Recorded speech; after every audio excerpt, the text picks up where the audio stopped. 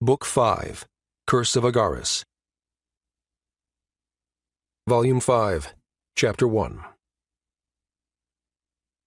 The great empire had suffered a crushing defeat against the kingdom of Lucas. After the awarding ceremony, the soldiers of the coalition army were given 2 gold coins each. This would be enough for them to live without working for a year or 2. The families of the soldiers who perished in battle were given 3 gold coins, and each of them was posthumously given a bronze medal for sacrificing their lives for the sake of the kingdom. It wasn't much, but the rewards were enough to appease both the returning soldiers and the souls of those who died. There were rumors that the national treasury was almost depleted, that the kingdom would soon be struck by a financial crisis. But despite this, King Alvis made sure to reward the soldiers who had fought on the front lines for the country. Lark Marcus, one of the generals of the coalition army, believed that the king was right despite the risk. The money wouldn't bring the dead back to life, but it would propel the family left behind to continue living. After the rewards were handed out, the coalition army was disbanded. The soldiers returned to their hometowns. A week after the ceremony, Lark and his men were currently outside the capital city's gates, on their way to Blackstone Town. Louis Marcus finally took this chance to speak with his little brother, despite the restrictions placed on him by the head of the Marcus family. "Brother," said Louis to Lark, "why don't you visit Griffin City? With your recent achievements, I believe it'll be possible to change Father's mind, and you won't have to return to Blackstone Town. We can live together again in the duchy. There'll no longer be a need for you to live in that small town." Lark shook his head. "It's been several months since I left my territory. I need to go back soon, and brother, you don't understand. I like Blackstone Town." Louis had expected this answer, especially after he heard Lark rejecting the king's offer of becoming the ruler of Tranta City. Still, he had to ask. He wanted to leave no regrets behind. "I see." Louis clenched his fists. "After I take care of matters in our duchy, I'll come to visit you." Lark smiled. "You can visit Blackstone Town at any time." "And that master of yours?" "I'll introduce you to him when the time comes." Satisfied with his answer, Louis bade his goodbye and left with his men. The moment Louis left, a middle-aged man, missing his left arm, approached Lark's group on horseback. Zachariah rode his mount and stopped right next to Lark. "Going back to that town?" The war veteran was as stoic as before. He seemed disinterested in the answer, despite asking Lark this question. "Yes," Lark nodded. "No. Viscount. It's Viscount Zachariah now, right?" A faint smile formed on Zachariah's face. He seemed really pleased about being elevated to a Viscount. It was a dream of his ancestors, after all, and he achieved this feat in his generation. "I heard your sword broke," said Zachariah. He ordered his soldiers, "The chest! Give it to him!" Zachariah's soldiers handed Lark a medium-sized chest. Lark opened it, revealing several black ingots. "Mithril," said Lark. Zachariah was surprised that Lark identified the item at first glance. "It's not much, but it should be enough to make a sword or 2. There's a blacksmith in Lion City called Garma. Tell him I sent you. He knows how to forge weapons out of mithril. He'll surely help you." Even in the black market of Lion City, mithril was impossible to find. Big Mona would have a hard time getting his hands on it, despite being a renowned merchant of a major city. To think that he would get his hands on several mithril ingots at once, and for free at that. Lark closed the chest. "Thank you. I'll repay this favor someday." Zachariah looked at him quizzically. "What are you saying, Commander Lark? You've saved my life, and the lives of my soldiers. This isn't enough to repay that." The soldiers of Zachariah nodded. They all saw Lark favorably, unlike the soldiers of Arzin, the leader of the Second Army. Lark smiled wryly. "Mithril's not something you can buy with money." This was true, especially now that the Dwarven Kingdom had closed off its borders to the other races. "Then, with this gift, let's just say that we're even," said Lark. He reached out his hand. Zachariah dismounted and shook Lark's hand. "I'm envious of your father, the Duke. My oldest son will turn 10 years old this year. I sincerely hope he'll grow up like you." Zachariah said these words without flinching. Lark scratched his cheeks in embarrassment. Zachariah stared at Lark for a moment. Commander Lark, have you met Valkyries before? It was a familiar name, but Lark didn't expect to hear it from Zachariah's mouth. The Lord of Lion City? Zachariah nodded. That's right. That psychopath. The sadistic bastard who loves to eat beastmen meat. Zachariah was disgusted. The way he spat those words felt as though he thought Valkyries was the most despicable man in the world. It seemed that the two of them had a history, but Lark decided not to ask. Austin and George, two of Lark's men, looked at each other. They'd been living in Lion City for several years. Indeed, there were rumors among the rats of the slums that the lord of the city would feed on beastmen meat every now and then. The rumors were so absurd and disgusting that the brothers dismissed it. But now they realized that it was actually true. Austin and George shivered at this revelation. Beastmen meat? Lark frowned. It was the first time he'd heard of it. Be careful of him, warned Zachariah. That one's a backstabbing bastard. Zachariah firmly believed that the territory governed by Lark would eventually prosper until it became a small city. Lord Valkyries might someday point his sword at Lark and decide to swallow up his territories. Valkyries was greedy, after all. Lark seriously considered Zachariah's words.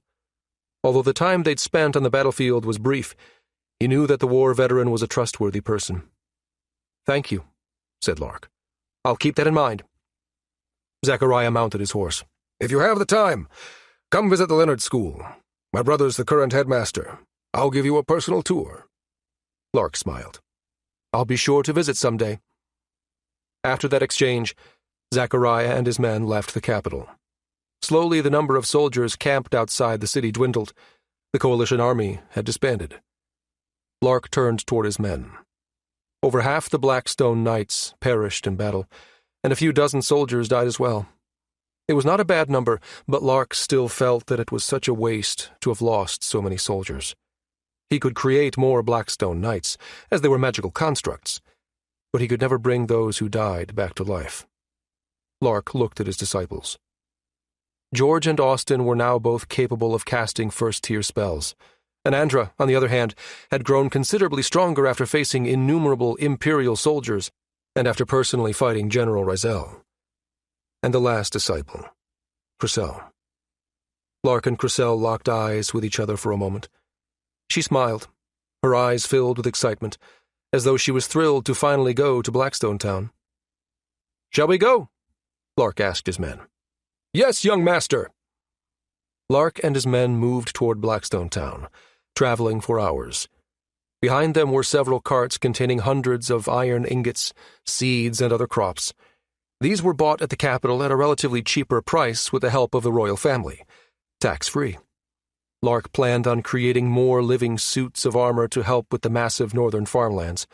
Furthermore, it was finally time to convert the western fields of Blackstone Town into arable land. These seeds and new crops would be a great addition to the vast fields of wheat in his territory. Everything they brought from the capital city would help in making his own small town more prosperous. A group of riders approached Lark's group. The lead knight spoke. "Are you Lark Marcus?" Lark noticed that the 5 knights were protecting the rider at the center, a figure clad in a hooded cloak. "That's right," said Lark. The 5 knights were obviously elites. The rider at their center was probably a prominent figure in this territory. The lead knight spoke to the hooded figure. "Princess, it's fine now." "Princess?" Lark looked bewilderedly at the rider at the center. She slowly pulled down the hood, revealing a familiar face. "Princess Esmeralda?" Lark was stunned upon seeing the princess here. They were already several hours away from the capital. What was she doing here, in the middle of the wilderness? The princess was clearly disgruntled. She locked eyes with Lark for a moment, then immediately averted her gaze. She looked at the leader of the knights. "Parzival! I can't believe you're forcing me to go with this lot. Even if it's the order of my father, aren't you supposed to be serving me? Aren't you my personal knight? We could have gone to that place even without their help." Parzival bowed his head. "I'm sorry, Princess, but I cannot go against the wishes of His Majesty." Esmeralda glared at the knights. It was clear that she was brought here against her wishes. "What's the meaning of this?" asked Lark. Parzival pulled out a scroll and read its contents. "As decreed by His Majesty, Princess Esmeralda will undergo cultural exchange training at Blackstone Town. This will last for a year. Until then, she will not be allowed to come back to the capital unless special circumstances permit otherwise." It sounded stupid to Lark. It was obvious that this was a mere pretext of the king to force the princess to come with him, and hopefully lead to their falling in love. Cultural exchange training. Just the name alone sounded ridiculous. No wonder the princess was distraught by this development. She also glared at Lark, unhappy about what was happening. "She's a princess," said Lark. "We'll be passing through monster-infested territories before reaching Blackstone Town." Parzival replied confidently, "All of us here are high-ranking knights of the capital. We'll be responsible for the safety of Princess Esmeralda." It was good to hear. At the very least, Lark did not want to be responsible for the security of a royal. He already had his hands full managing Blackstone Town. Parzival looked at the coachman momentarily, and was stunned upon realizing who it was. It seemed that the famous Mikhail Garios was the knight assigned by the king to observe Lark. Currently, Mikhail was dressed in dirty tunic as he guided the horses pulling the carts. Mikhail noticed Parzival's gaze. He wordlessly indicated the young knight should avert his gaze and mind his own business. Parzival momentarily shuddered upon meeting Mikhail's eyes. He could still remember the hellish training he underwent several years ago in the military academy under instructor Mikhail. Lark looked at the sulking princess, then at the knights following her. "Princess," said Lark, "it'll take us several weeks before we reach Blackstone Town. Although it's a bit dirty, we do have free space inside the third cart." Although peevish, the princess muttered her thanks, then went inside the cart Lark indicated. She must have been tired after riding for several hours to catch up with Lark's group, as she immediately fell asleep, despite the constant rattling of the cart. After the princess fell asleep, Lark told Parzival, "I expected her to turn tail after hearing that it'll take several weeks to reach our destination." "Well, there's another reason why she's coming to your territory. The Endless Forest. The princess deemed that she might find the item she was looking for there." Parzival replied carefully. Lark shot a quizzical gaze. "What do you mean?" Parzival fell silent and didn't utter another word. It was true that the king forced her to come to Blackstone Town, in hopes that his daughter would become closer to Lark. It seemed that the king highly regarded Lark's talent in warfare and his ability to govern his territory. He deemed that the second son of Duke Dracus would someday become a prominent figure of the kingdom. As a monarch, he could not let this opportunity pass. But the reason why the princess eventually yielded to her father's request was because of a particular item: tears of Abroxia. The princess's personal knights were aware that the king was slowly dying from an unknown curse, and it seemed that the princess found out a few months before that the tears of a certain flower may cure her dying father. That flower was known to grow only in two places: the Forbidden Region and the Endless Forest. The Forbidden Region was too dangerous, even if an entire army escorted her. The only alternative was the Endless Forest. The king didn't know that his daughter agreed to come to Blackstone Town because of this. Thus, despite being clearly against the idea of marriage, the princess eventually conceded and agreed to come along with Lark and his small army. Parzival and his fellow knights felt relieved at this. The princess would be a lot safer during their travel if they rode with this group. "What item is the princess looking for?" Lark asked again. Parzival shook his head. "Nothing. Please pretend you didn't hear me talking about it. The princess will surely be furious at me if she finds out." Lark was curious. What were they trying to find inside the Endless Forest that was so valuable that the princess was willing to travel to a faraway town in the middle of the wilderness? Seeing that the knight was unwilling to divulge any more information about the matter, Lark decided not to pursue it any further. Volume 5, Chapter 2. When night came, Lark's group camped in the middle of the forest. His soldiers pitched tents and made campfires. They grilled the meat they bought from the capital. To the sheltered princess, this was an entirely new experience. This was the first time she would be sleeping outside, although she'd been given the free space in the third cart as her own private quarters. It was not much, but she knew she still had it better than the soldiers who would be sleeping on cold, hard ground. Sitting near the campfire, the princess observed the soldiers around her. Most of them were merrily chatting the night away, while those who wore full plate armor simply stood nearby. She learned from her knights that the latter weren't human. "Princess, you might catch a cold if you stay outside for too long." Parzival handed the princess a wool blanket. She wrapped herself with it and continued gazing at the campfire, at the crackling and burning kindling, at the sparks which would occasionally fly up into the air. "Parzival, what if we can't find it?" said the princess. "Then we'll keep searching, for another place, for another way." Parzival knew that there were other groups searching for a way to cure the king's curse. He even heard recently that the captain of the Royal Knights would be organizing an expedition to the Forbidden Region. A group of hand-picked elites would venture there and search for the flower. The princess must have been somewhat satisfied with her knight's answer. She no longer sulked. She regained the glimmer in her eyes. "I heard that the Endless Forest is big," she said. Her voice was filled with conviction. "We'll surely find it. Even if it takes us months, a year. We'll keep looking." Parzival smiled. "Your knights will be sure to protect you, princess." After eating dinner, the princess went back inside her cart and fell asleep. Her personal knights took turns guarding her throughout the night. Parzival went toward the cart, located at the rear. He leaned on it and spoke to the coachman. "It's been a while, instructor." The coachman, Mikhail, looked in Lark's direction. After making sure that no one was eavesdropping, he said, "Parzival, I didn't expect to see you here, and with the princess at that." "A whim of His Majesty," said Parzival, "and it so happens that it coincided with the current goal of the princess." Parzival studied his former instructor's appearance. Currently, Mikhail was dressed like a serf. His clothes were worn out and his skin was dirty, as though he hadn't taken a bath for several days. "I also didn't expect to see instructor here," said Parzival. "I didn't know that you're the observer assigned to Lark Marcus." "It's more than half a year now that I've been observing him," said Mikhail. "A basket full of surprises. Sometimes I've even started questioning if he's really just a kid." This was the first time Parzival had heard Mikhail praise someone to this extent. He had also heard of Lark's feats during the war with the Empire. "Redolf's been assigned to observe Kalavinka Kelvin," said Parzival. "The last time we met, he told me that the kid's a shut-in, but becomes a demon during a naval battle." "The genius of the Navy, huh?" Mikhail had heard of Kalavinka before. "The Mulgrey pirates are becoming hard to keep in check lately," said Parzival. "I heard they even started attacking the ports of the Empire, but they were always defeated by Kalavinka."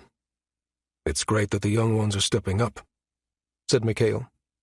There were a lot of talented individuals in the younger generation, and most of them came from noble families. Louis Marcus, Kalavinka Kelvin, Lark Marcus. Even the three sons of Count Boris, Eris, Mokuva, and Arzin, had made names for themselves despite their young age. Unfortunately, the Boris brothers weren't eligible for the competition for the throne. "If Kalavinka wins the competition for the throne, we might enter the golden age of sea exploration." Parzival grinned, just thinking about it. "And Louis Marcus is not a bad choice." Parzival stopped midway. He and Mikhail noticed several eyes glowing in the darkness of the forest. Soon growls were heard. All of the soldiers drew their weapons, and the knights of Princess Esmeralda surrounded the cart where she slept. "Wolves," Mikhail said calmly. He could see the wolves hidden in the sea of trees. "Parzival, the princess." The wolves slowly approached the camp. Drool dripped from their mouths. The scent of grilled meat must have attracted the pack. Parzival moved toward the cart where the princess was located. She must have been woken up by the clanking of metal and the growling sounds. She opened the flap covering her cart and looked outside, only to be terrified upon seeing over a dozen wolves slowly approaching the camp. "Princess, it's dangerous. Please go back inside." Parzival stood directly in front of the princess, holding his sword. The leader of the pack howled, and on cue, the entire wolf pack attacked. The soldiers were about to engage in battle with the creatures when lightning suddenly rained down from the sky and struck several wolves at once. The lightning crackled dangerously as it burned the wolves' bodies. The yelps and death throes of the wolves echoed in the forest. Seeing this, the remaining wolves immediately halted in their tracks. Even the alpha wolf was apparently terrorized, frozen in place, unable to attack. After the lightning spell ended, several scorched canine bodies laid on the forest ground, lifeless. The soldiers looked at the red-haired woman among them who had cast the spell. Unperturbed that the soldiers were looking at her, Cressel pointed a finger at the alpha wolf. A bolt of lightning shot out and pierced the target's body, killing it on the spot. After the death of their leader, the rest of the wolves scurried out of sight, disappearing into the dark forest. Cressel sighed and wiped the sweat off her forehead. She was glad that her spell had worked perfectly. "Chantless magic," said Lark. "Quite impressive for someone your age."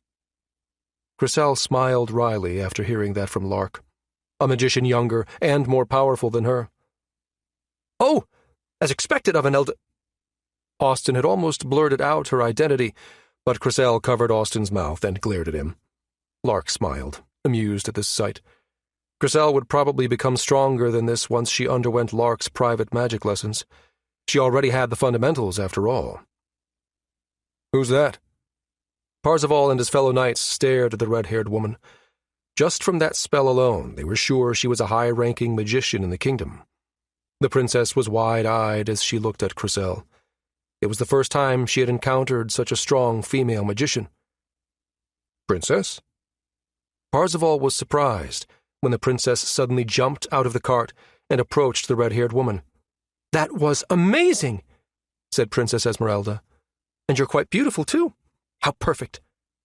Cressel froze when the princess suddenly approached her and spouted embarrassing praises. She didn't reply, not knowing what to say. The princess's eyes were glimmering as she stared at Cressel. "Ah, I haven't introduced the two of you to each other," said Lark. "This is Princess Esmeralda, the youngest daughter of His Majesty." Cressel nodded slowly. She knew this already. "And Cressel," said Lark, "my fourth disciple." The princess stared dumbfoundedly at Lark after that last statement. Disciple? Her? The sheltered princess couldn't understand why someone like this woman, who could kill several wolves at once, was a mere disciple of a young man who hadn't even undergone the coming-of-age ceremony. The princess was a very easy person to read, unlike Lark. Cressel bent her head forward slightly and made a curtsy. She held elegance only seen in high nobles. "It's a pleasure to meet you, Princess. I heard that you're also coming to Blackstone Town. We'll be seeing each other often then. I hope we can get along." The princess was thrilled at those words. She found Cressel as beautiful as her second oldest sister. Furthermore, unlike the royals, she was very capable in magic spells. "Cressel, is it?" The princess held out her hand. "You can just call me Esmeralda. There's no need for formalities. Become my friend." How straightforward. The princess had frequently avoided Lark's gaze since they'd met, but she seemed determined to make Cressel her friend. Lark smiled at this innocence. Cressel smiled. Her voice was soothing. "Is that so? This is my first time making a friend from the royal family." The two chattered with each other. The princess completely forgot the fact that they were almost attacked by wolves just moments ago. Parzival and the rest of the knights were conflicted about whether or not this was a good development. "Well, at least the princess has made a friend," said Parzival with a sigh. Parzival looked at Lark's group. There were a lot of strong people in this army. Even his former instructor was here, pretending to be a mere coachman. Tagging along with them was indeed a wise decision. At the very least, the princess would be safe until they'd arrived at their destination. Days passed by quickly. As they made their way to Blackstone Town, the group was occasionally attacked by monsters, but the living suits of armor and the Blackstone soldiers easily dealt with them.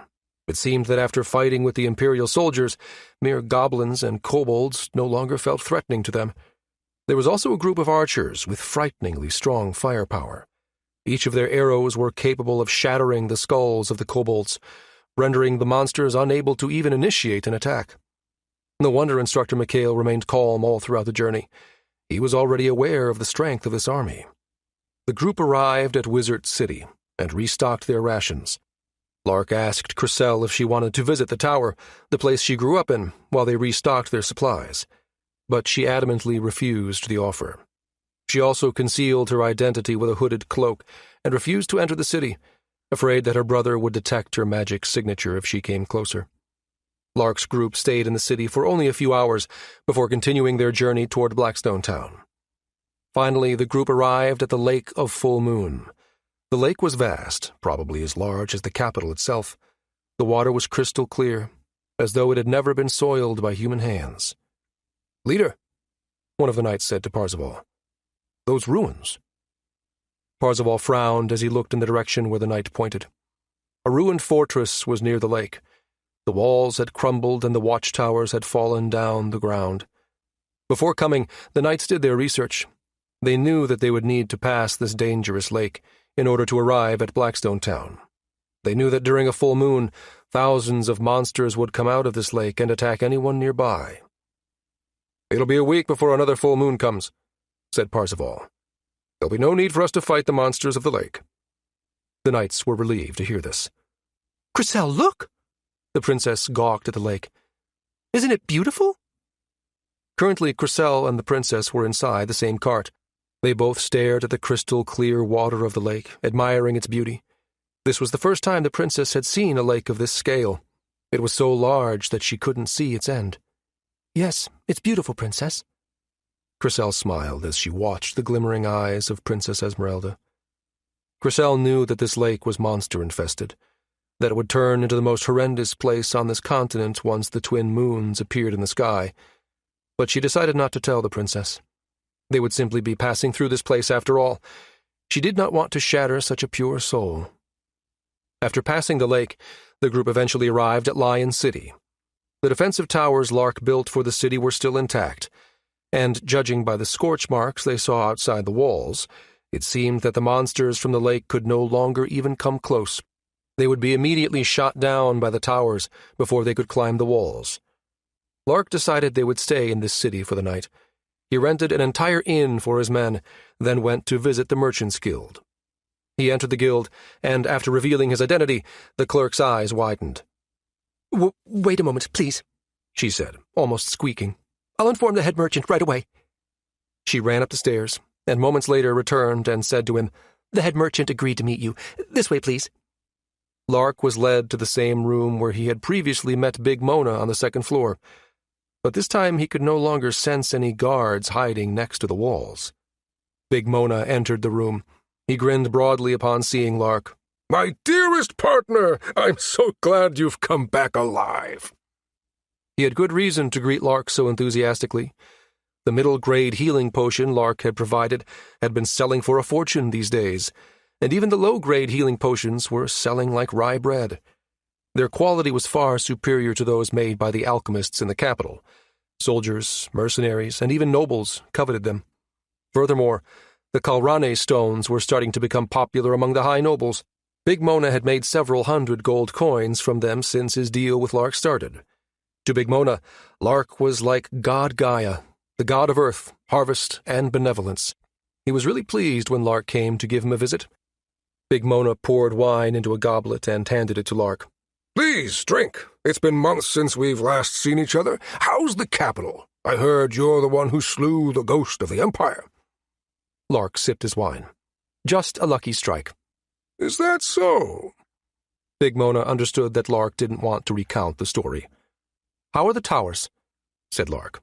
"Perfect. After the towers were completed, the monsters from the lake couldn't even come close to the city. The soldiers are also becoming more proficient in using them. During the last wave, we suffered 0 casualties." Lark was impressed. They hadn't suffered many casualties. The soldiers were probably capable now of freely shifting the tower blocks located at its base, switching from long-range single magic attacks to shorter-range wide-area spells. Now that Lion City was capable of suppressing the monsters, Lark would no longer have to worry about the creatures reaching his territory of Blackstone Town. "The monster corpses?" said Lark. Big Mona filled his mouth with snacks. He spoke, his mouth half full. "We've sent them to Blackstone Town. I've always kept my part of the deal, partner." There were probably hundreds of monster corpses stored in the underground chamber of his mansion by now, rotting. Lark was satisfied that he could immediately proceed with creating more Blackstone Knights once he arrived at the town. "How long are you going to stay here?" said Big Mona. "We'll go back to Blackstone Town tomorrow morning." Big Mona rubbed his chin. "Tomorrow, huh? Listen." Big Mona's voice turned serious all of a sudden. "Valkress plans on subjugating the monsters of the lake." Shrewd. Cowardly. These were Lark's first impression of the Lord of Lion City when he'd met him. Lark had not expected that stubby man to organize a subjugation force to clear the lake of monsters. "That's impossible," said Lark. "It'll be a suicide mission." Based on reports, the monsters attacking Lion City were only a portion of the monsters from the lake. Although a major city, Lion City had only a few thousand soldiers to protect its territory. Even if the city lord sent all of them to subjugate the monsters of the lake, it would be impossible to kill all of those monsters. "That's right," Big Mona agreed. "How does he plan to subjugate them?" said Lark. "About that," Big Mona said slowly, "Valkress hopes that you'll be able to build some towers near the lake. You'll have a few weeks to finish it with the help of the soldiers after the next full moon passes." "No," said Lark. "Tell him that I won't be building any more towers for this city. If he truly wishes to subjugate the monsters of the lake, he needs to ask for help from the royal family." This should be enough to deter the foolish lord from sending his soldiers to their deaths. Based on the available data on the lake, Lark surmised that it was not simply a monster-infested region. There was no way tens of thousands of monsters could remain hidden underneath that lake for almost a month, only to come out once the full moon was high above the city.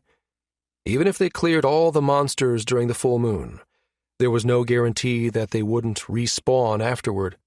Lark felt that it was too foolish to form a subjugation team with just the current information they had. Big Mona shared Lark's sentiments. He seemed pleased at Lark's reply. He chuckled. "Of course. I'll be sure to tell the Lord that." "Why does the Lord suddenly want to subjugate the monsters of the lake?" Lark said. "I heard that the lake had remained untouched for several decades. Even the previous lord of this city didn't dare touch those monsters." "Money," said Big Mona. "We've recently learned that there's an adamantine vein deep within the lake." Lark's interest was piqued. An adamantine vein was hard to find, even back in the Magic Empire. It was the ideal material when making a Maginus and other magic weapons. "Normally it would take several days or weeks to mine a single ore. It's harder than mithril, after all," said Big Mona.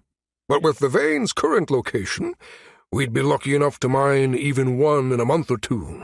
And there's also the monsters of the lake to consider." "I see." Everything finally made sense.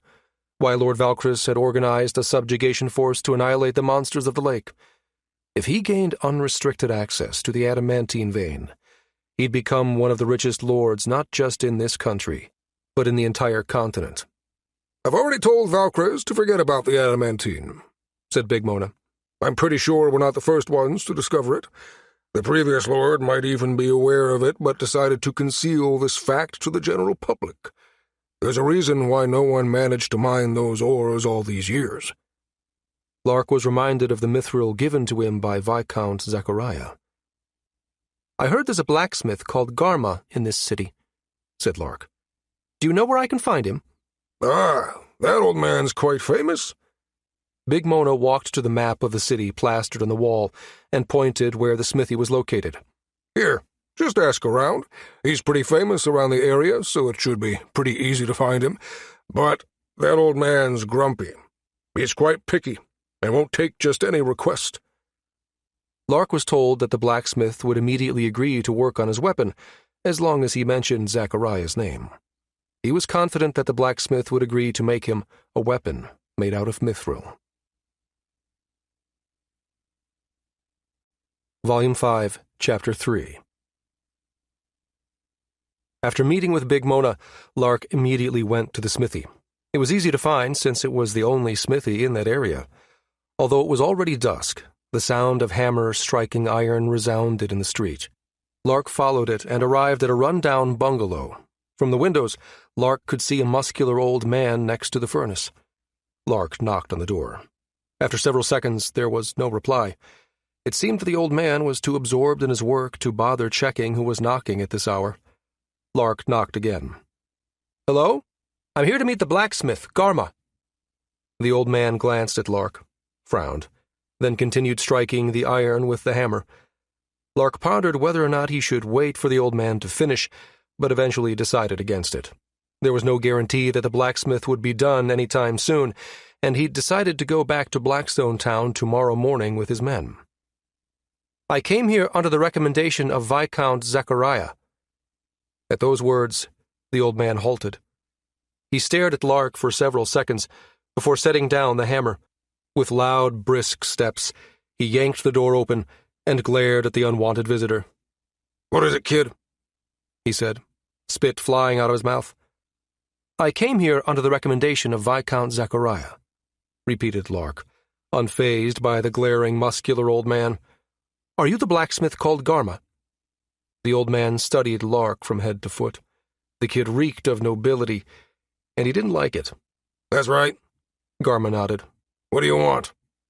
Lark dropped the bag he was holding, creating a loud clanking sound. He opened it and revealed several silver-black ingots inside. The hostile glare of the blacksmith vanished in an instant. His eyes widened. "Mithril," he breathed. He stared at Lark for a moment.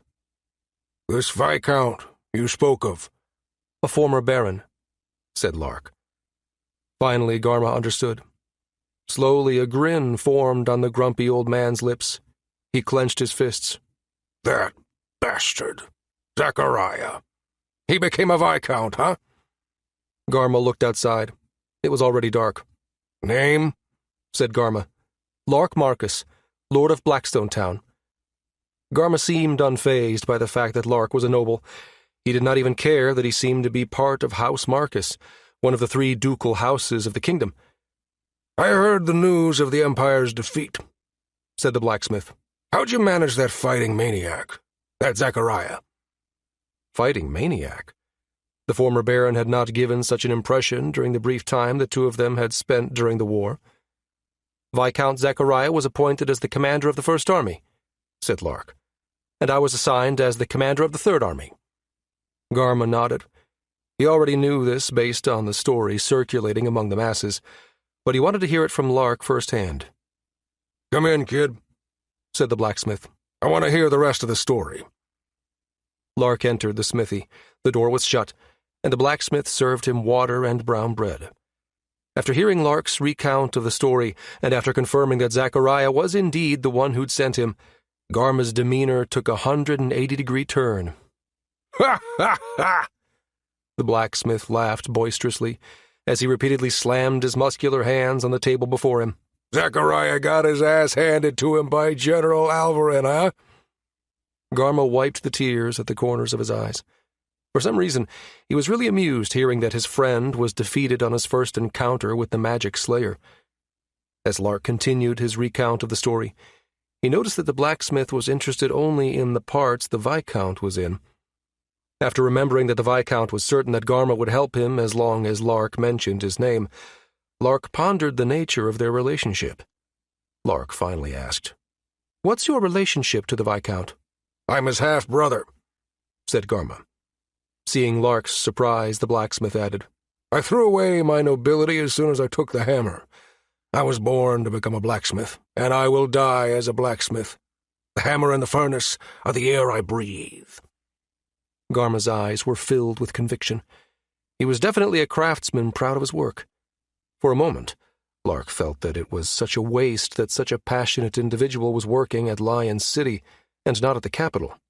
He must have his reasons. Lark decided not to ask. "Then, the mithril—" "I'll do it." Lark smiled broadly. He was glad that the blacksmith agreed to his request easily, just like Zachariah stated. Although it was possible to create weapons by smelting iron using magic, the same was not true for mithril. Lark would need a blacksmith capable of handling mithril in order to forge weapons made out of it. "What kind of weapon do you want?" said Garma. "With that amount, it'll be possible to create a sword and a spear." Lark took out a parchment and showed the weapon's design to the blacksmith. This one. Garma was surprised. It was neither a sword nor a spear. It was a cube with peculiar intertwining symbols engraved on them. The inside was hollow, as though meant to contain a certain item. Furthermore, it was designed in a way that made it possible for the cube to break into 8 smaller pieces. Garma had been a blacksmith his entire life, but this was the first time he'd seen such a peculiar design. This is... Garma could not understand what the item was for. A medium, said Lark. I could always buy swords made of iron, but I might not get my hands on mithril again. It would be a waste to use them to forge common weapons. A medium, repeated the blacksmith. I'm sure you've seen the towers protecting this city from the monsters of the lake, said Lark. Think of this as a smaller, portable version of them. Garma easily understood what this meant. He stared at the blueprint. Indeed, the base of the towers resembled the one drawn in this blueprint. For the first time since they'd met, the blacksmith was flustered. Is it really okay for you to give me this? What if I decide to sell this blueprint to the nobles, to the magic tower? Lark shook his head. You're someone the Viscount trusted. Lark sipped his water and added, and someone like you, who has spent all his life as a blacksmith, wouldn't let such an opportunity pass by. It's not every day you'll get the chance to work on an item capable of rivaling the magician's towers, right? Lark trusted his ability to judge people. This grumpy old man probably wouldn't even tell other people he'd met Lark. The blacksmith took the blueprint, then stared at the mithril. The size? Lark tapped his head with a finger. The size of a human head. How many can you make? The blacksmith fell silent for a moment. Although mithril's far stronger than iron, it'll require at least 2 ingots to complete one of them, since I'll have to engrave those symbols on the cube's walls. There's also this peculiar design I have to consider. I take it that it should be possible for a large cube to break into 8 smaller pieces, correct? Lark nodded. The blacksmith raised 2 fingers. 2 cubes, 12 gold coins each. Give me half a month and I'll deliver them to you personally. Lark looked at the blacksmith with eyes filled with interest. He was expecting that it would take him at least a month to finish it, but to think that he was capable of finishing it in just 2 weeks. He was certainly a capable blacksmith. The price quoted was neither too cheap nor too expensive, considering the skills needed to finish this work. Unfortunately, the number of ingots at hand was limited. Lark wasn't sure if he could get his hands on them again anytime soon, considering their rarity. But this amount of metal should be enough to create his desired magic item. Creating the cube wouldn't be possible with just any metal. Lark grinned. Perfect. After their meeting, Lark bought a cheap iron sword from Garma's shop and went back to the inn. Morning came, and their group set out for Blackstone Town. The entire Blackstone Town was in an uproar upon the arrival of Lark and his men. It seemed that the news of their victory had already spread even to this remote place, as banners hung on the streets, and everyone was in a festive mood. "Young master," Gaston, Lark's butler, willed back the tears in his eyes, "I'm really glad that you're safe." More than 1,000 citizens of Blackstone Town cheered as Lark and his men passed through the main road leading toward the central plaza. Lark could see several unfamiliar faces. They passed through several newly built residences, and there was even a newly opened tavern near the central plaza. The entire town bustled with life. It was a stark contrast to the dreary and hopeless atmosphere it had almost a year ago. "It feels like the population of Blackstone Town doubled in number while we were gone," said Lark. "Tripled?" corrected Gaston, his voice filled with pride. "We have a little over 3,000 people living in Blackstone Town now." Lark was surprised. He expected the immigrants to number 500 at most. It seemed that their recruitment notices in the cities were more effective than he'd thought. Well, it was to be expected, considering the monthly salaries they'd offered for anyone who moved here to help develop the town. "Young master," said Gaston, "we've managed to fill the job vacancies, and we've also recruited almost 100 new soldiers. But at this rate, we'll run out of gold in the treasury. The remaining funds are only enough to pay everyone's salaries for the next 2 months." This was expected. After all, Lark had made sure that the town's development wouldn't be halted even in his absence. Infrastructures were being built left and right, and the expenses did not stop with the recruitment of helping hands for the mines, farmlands, and for the security of Blackstone Town. There was also the free food they'd been giving out, at least until the harvest season arrived. "I met Big Mona before coming back here," said Lark. "I've collected the rent for the towers at Lion City. There's also the reward from His Majesty, too. Do not halt our projects.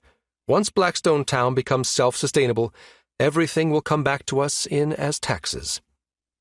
The large-scale project of building several residences was eating away over 100 gold coins from the treasury each month, but over time, these residences would also become one of the biggest sources of revenue for Lark's territory. "Of course," Gaston bowed his head. "As you wish." "The status of the northern farmlands?" "We've started the second batch of harvest last week. The farmers are working on them as we speak." Lark smiled. It was good news. After several months of arduous work, they were finally reaping the fruits of their labor. The amount of wheat in the northern farmland was enough to feed even a major city. With Blackstone Town's current population, there would definitely be a surplus.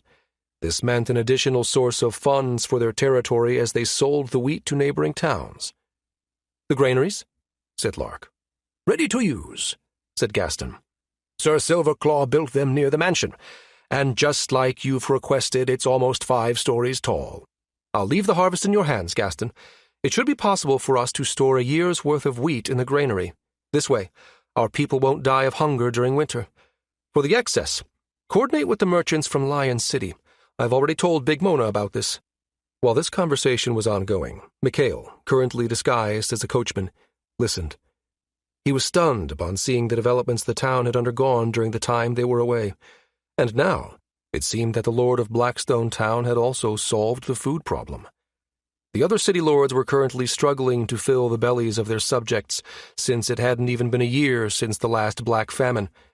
It was hard to imagine that a town like this, situated in the middle of the wilderness, had managed to produce so much wheat that they'll be selling the excess to the nearby territories of the kingdom.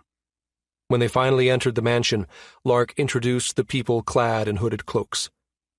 "Gaston, this is Her Highness," said Lark, "Princess Esmeralda, youngest daughter of His Majesty. Behind her are her knights." Princess Esmeralda and her knights pulled down their hoods. They didn't bow or salute, but they acknowledged the butler with their eyes. Gaston fell silent. He hadn't expected the young master to bring a woman home, moreover a royal at that. Gaston bowed his head at the princess. "It's a pleasure to meet you, Your Highness." The butler faced Lark. He carefully asked, "Young master, does His Majesty know that the princess is here?" The butler was worried that the princess had eloped with the young master. If that was true, then they would soon be facing the wrath of the royal family. Gaston shivered at the thought.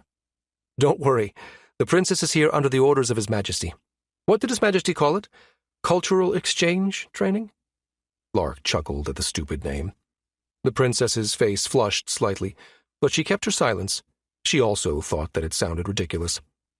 Lark noticed the confusion within the butler's eyes, but he did not elaborate further.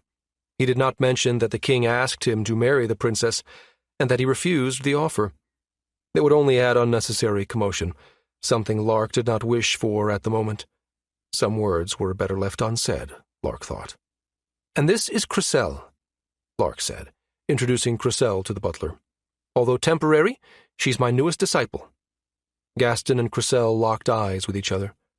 Cressel smiled at the butler and lightly bowed her head. "Pleasure to meet you, sir.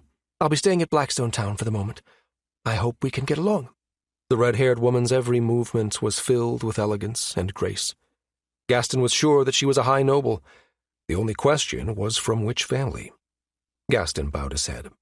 "It's also a pleasure to meet you, Lady Cressel," Gaston said to Lark. "We've prepared a banquet for the young master and his men. Please, this way." Gaston led the group toward the grand hall of the mansion. The large wooden table was filled with several delicacies. Bards played next to the staircase. Lark noticed that this feast was more extravagant than usual. Last time he checked, there were no bards in Blackstone Town. They must have been from Lion City, or from other nearby territories. Once everyone was inside the grand hall, Gaston signaled the servants. On cue, a large banner unfurled from the ceiling. Lark's eyes widened upon reading the words written on it. Congratulations on your victory against the Empire, young master, and happy 17th birthday. Lark didn't even know it was his birthday. He had no idea. He did not inherit the memories of the previous owner of his body. His disciples, Anandra, George, Austin, and Chrysel, stared at him. They didn't know that it was the birthday of their master, and they hadn't prepared a single gift. Even the princess cast glances his way. The servants cheered, and the soldiers soon followed suit. The entire grand hall was filled with a celebratory mood. Everyone kept greeting the young master. 17 was considered an adult in this world. It was one of the most important events in one's life, not only for nobles but for commoners as well. No wonder the grand hall was filled with luxurious delicacies. "It's been 3 days since your birthday," said Gaston. "But since you were not here, we decided to postpone the celebration until today. Happy birthday, young master." Gaston looked at Lark as though looking at his own son. The old man was smiling gently, his face filled with wrinkles. He had been taking care of Lark since his birth. Gaston never had a son, nor a wife. To the old man, Lark was his entire family. This was why he chose to follow Lark all the way to Blackstone Town, even after he was exiled by the Duke. Gaston handed Lark a small wooden box. "It's not much, but please accept the gift of this old man."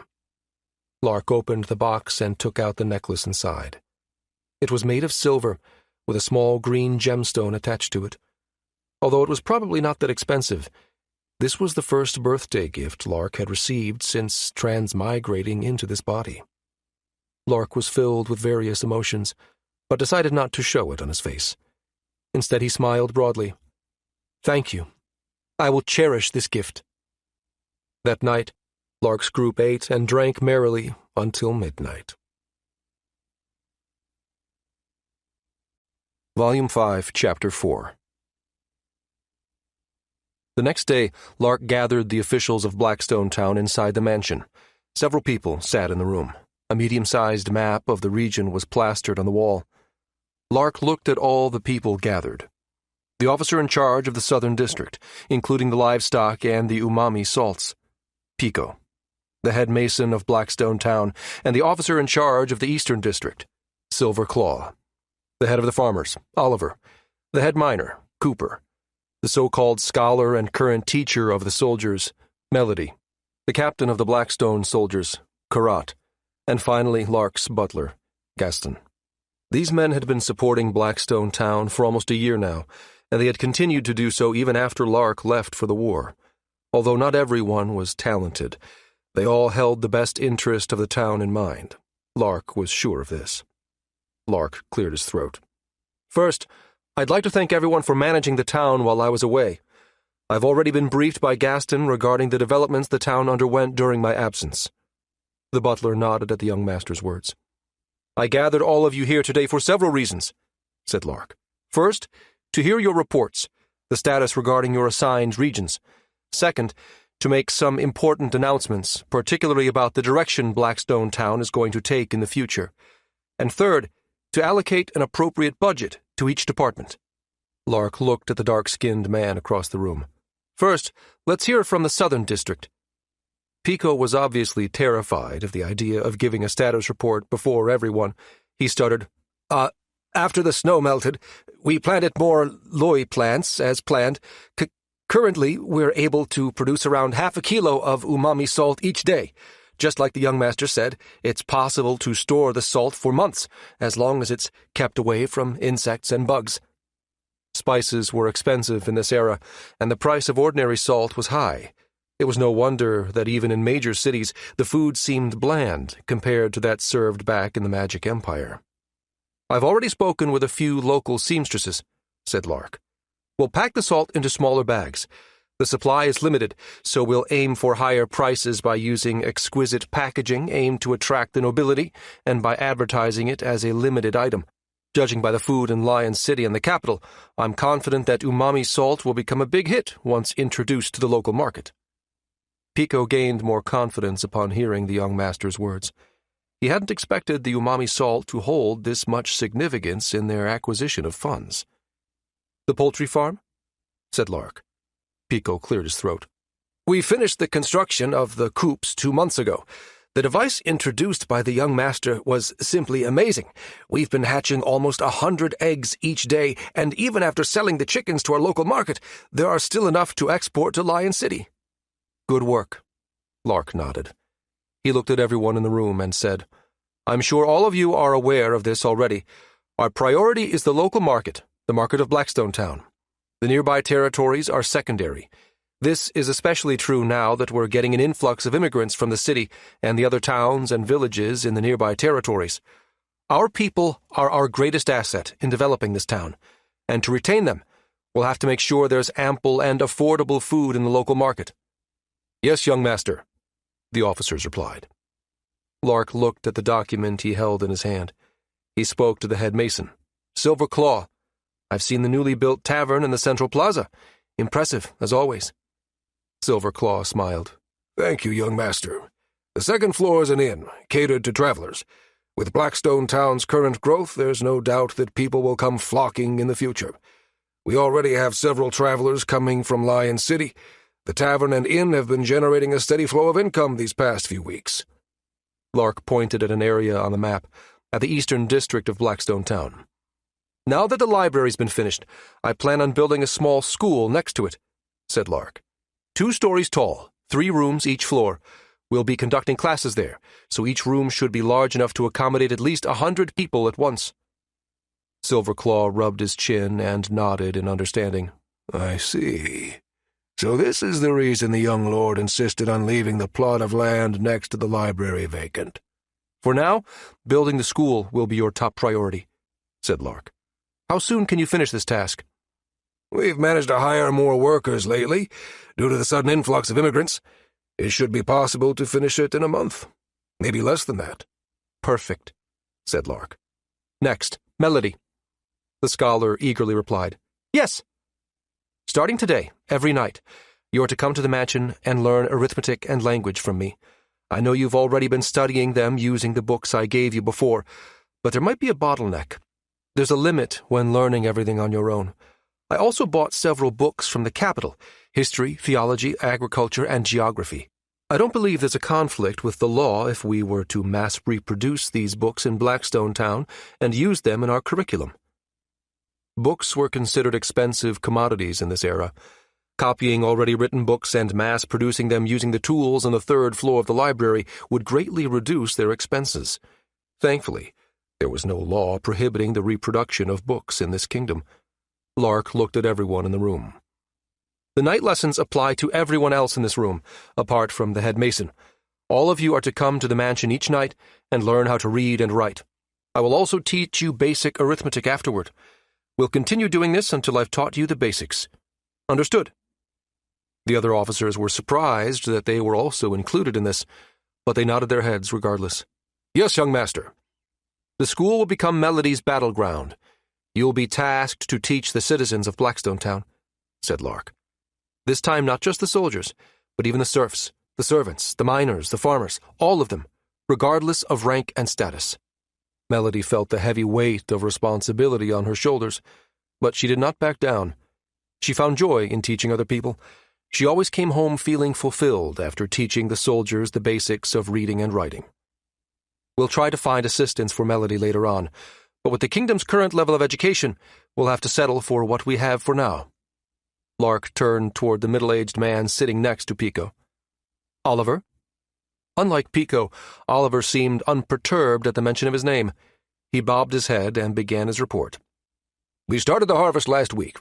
A surprisingly abundant harvest, considering the fact that the northern land was considered to be non-arable for the past several years.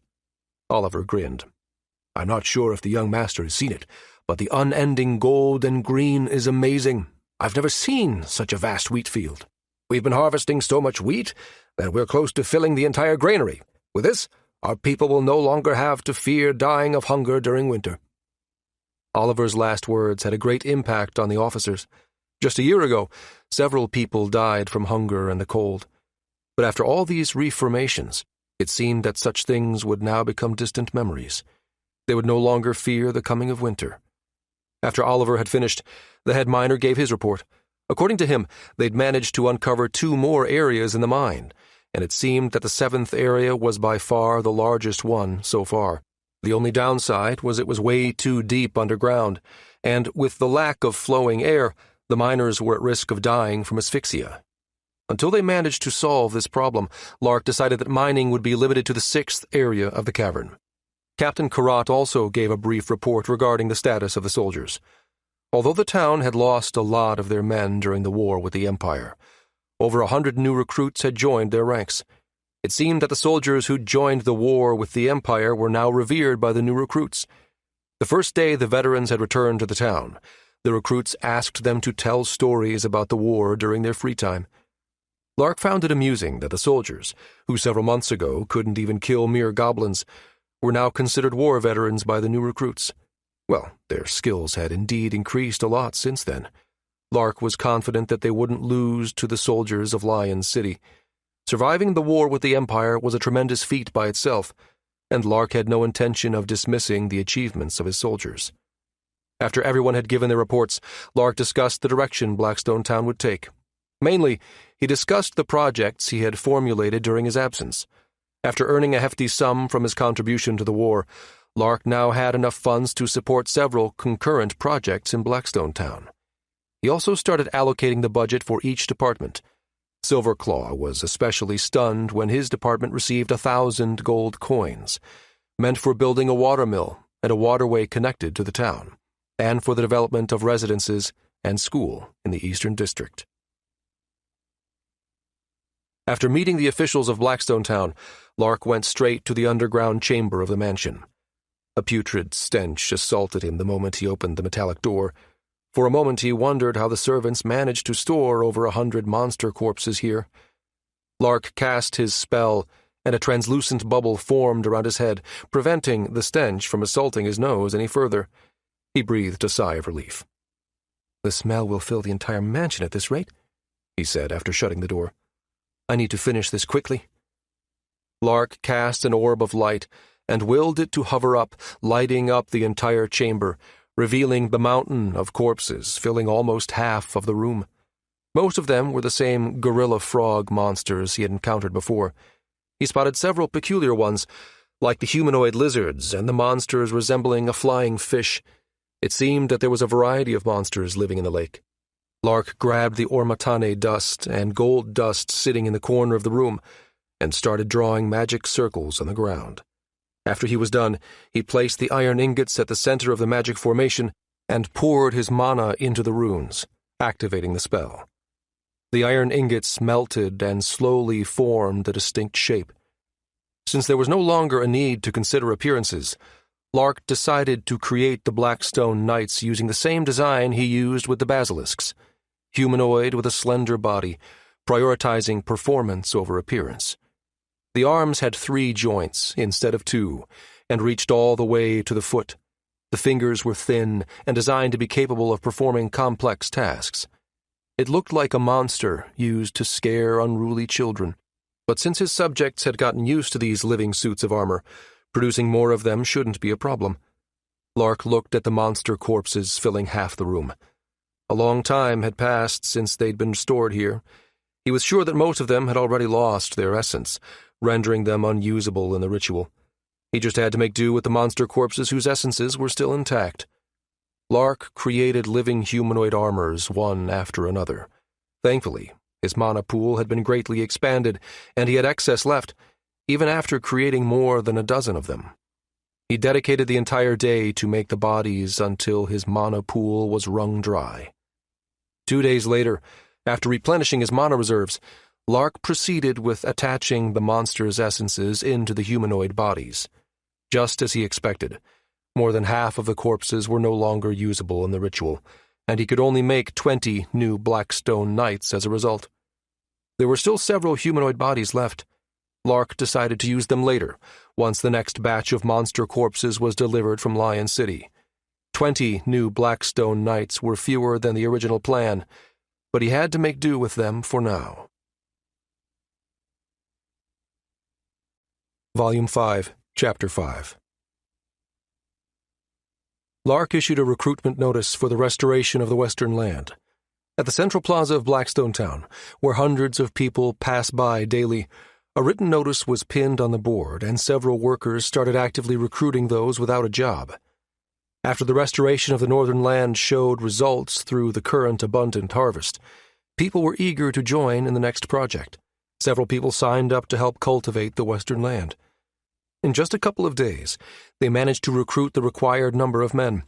The workers gathered the treated composts and the magic tools used to till the soil and transported them to the west. Unlike before, Lark no longer had to directly explain to the new recruits how to use the magic tools, how to properly spread the composts, and how to till the soil. All explanations were done by the head farmer, Oliver. Lark simply stood there and listened, as the new recruits gawked in amazement when the magic tools were introduced to them. The humanoids who would be assisting them in the restoration of the western land were also introduced to everyone. Although they were wary, the new recruits no longer feared the humanoids, who resembled monsters, after being exposed to them every day in Blackstone Town. On the contrary, some recruits even cheered after realizing that they'd be assisted by them, since everyone had seen how strong these beings were.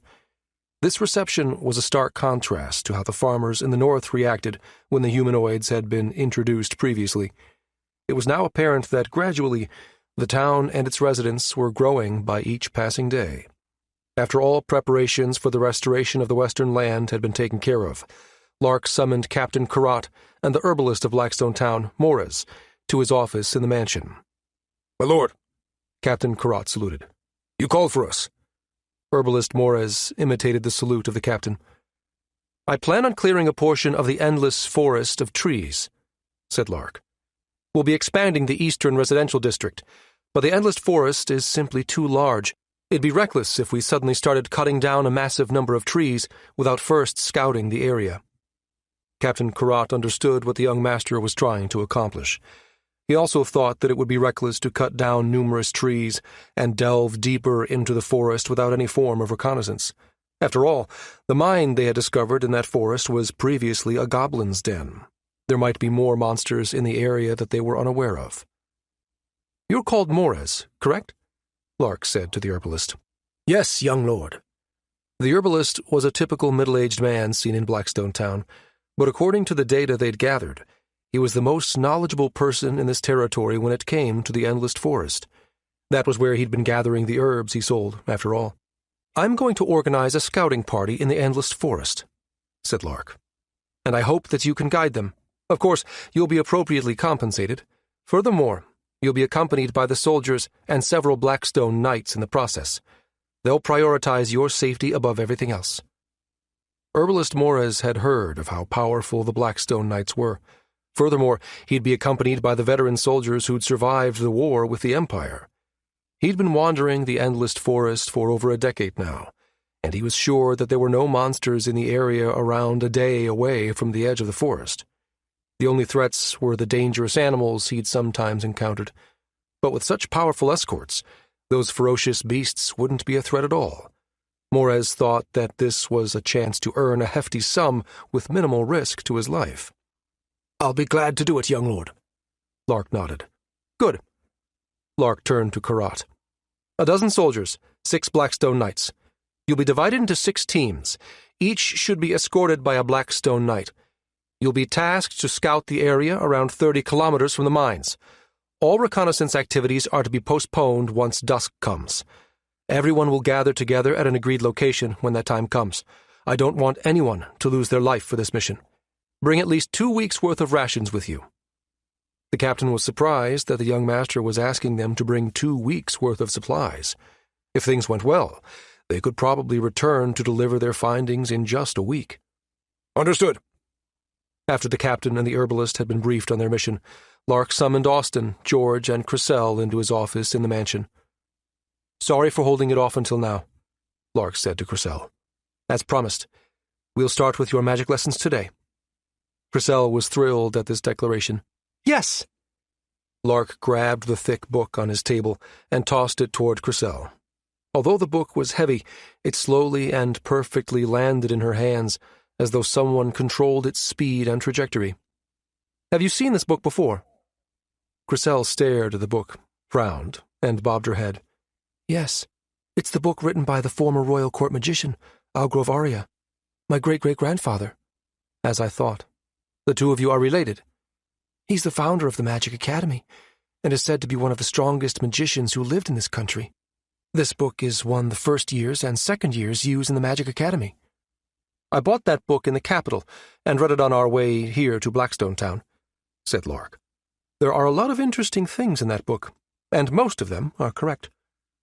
Chrysel didn't miss the latter part of Lark's statement. Lark was implying that there were several mistakes in the book written by her great-great-grandfather. She did not take offense, and continued listening intently. You know how to dispel magic? Chrysel nodded. Yes, we were taught how to dispel the 5 basic elements. Perfect. Before I proceed with the basic lessons regarding magic formations, I want to correct a simple misconception. As someone taught in the way of magic with that book as the guide, it must have been engraved deeply into your mind. Lark willed the small piece of wood placed on top of his table to hover slightly above the surface. He cast his spell, and its tip blazed into fire. He cast another spell, and an orb of fire, around the size of a fist, manifested itself next to the burning wood. Try to dispel the fire spell I cast. Both of them. Chrysel cast her spell, and the orb of fire slowly dissipated and vanished. The wood, on the other hand, was still burning fiercely. Now tell me why the wood remains untouched by your spell, while the fire orb was easily dispelled by it. A first-year student of the Magic Academy may have found it hard to answer this question, but to Chrysel, the 5th Elder of the Tower, the answer was glaringly obvious. The answer is simple, she said. The orb is fueled by mana, the wood isn't. By disrupting the mana which formed the inner circuit of the spell was unable to maintain its shape, thus the fire dissipated. The Grand Magician Algrove defined magic as the creation of a phenomenon through mana, the process of manipulating mana to achieve a desired result. A dispel is meant to disrupt the fuel, the mana. And this concept is taught to all students in the Magic Academy? Yes. Lark sighed. As he'd thought, it seemed that the magicians in the kingdom were performing their magic with this book as the basis of their spells, as their foundation. There were a lot of useful things written in this book, but some of them were simply inefficient. Those who learned magic with such an inefficient system would eventually reach a bottleneck and fail to achieve greater heights. The basic magic formations alone, written in this book, had several flaws. A dispel is meant to nullify the elements. It doesn't matter if it's fueled by magic or not. This is one of the things separating mediocre magicians from true ones.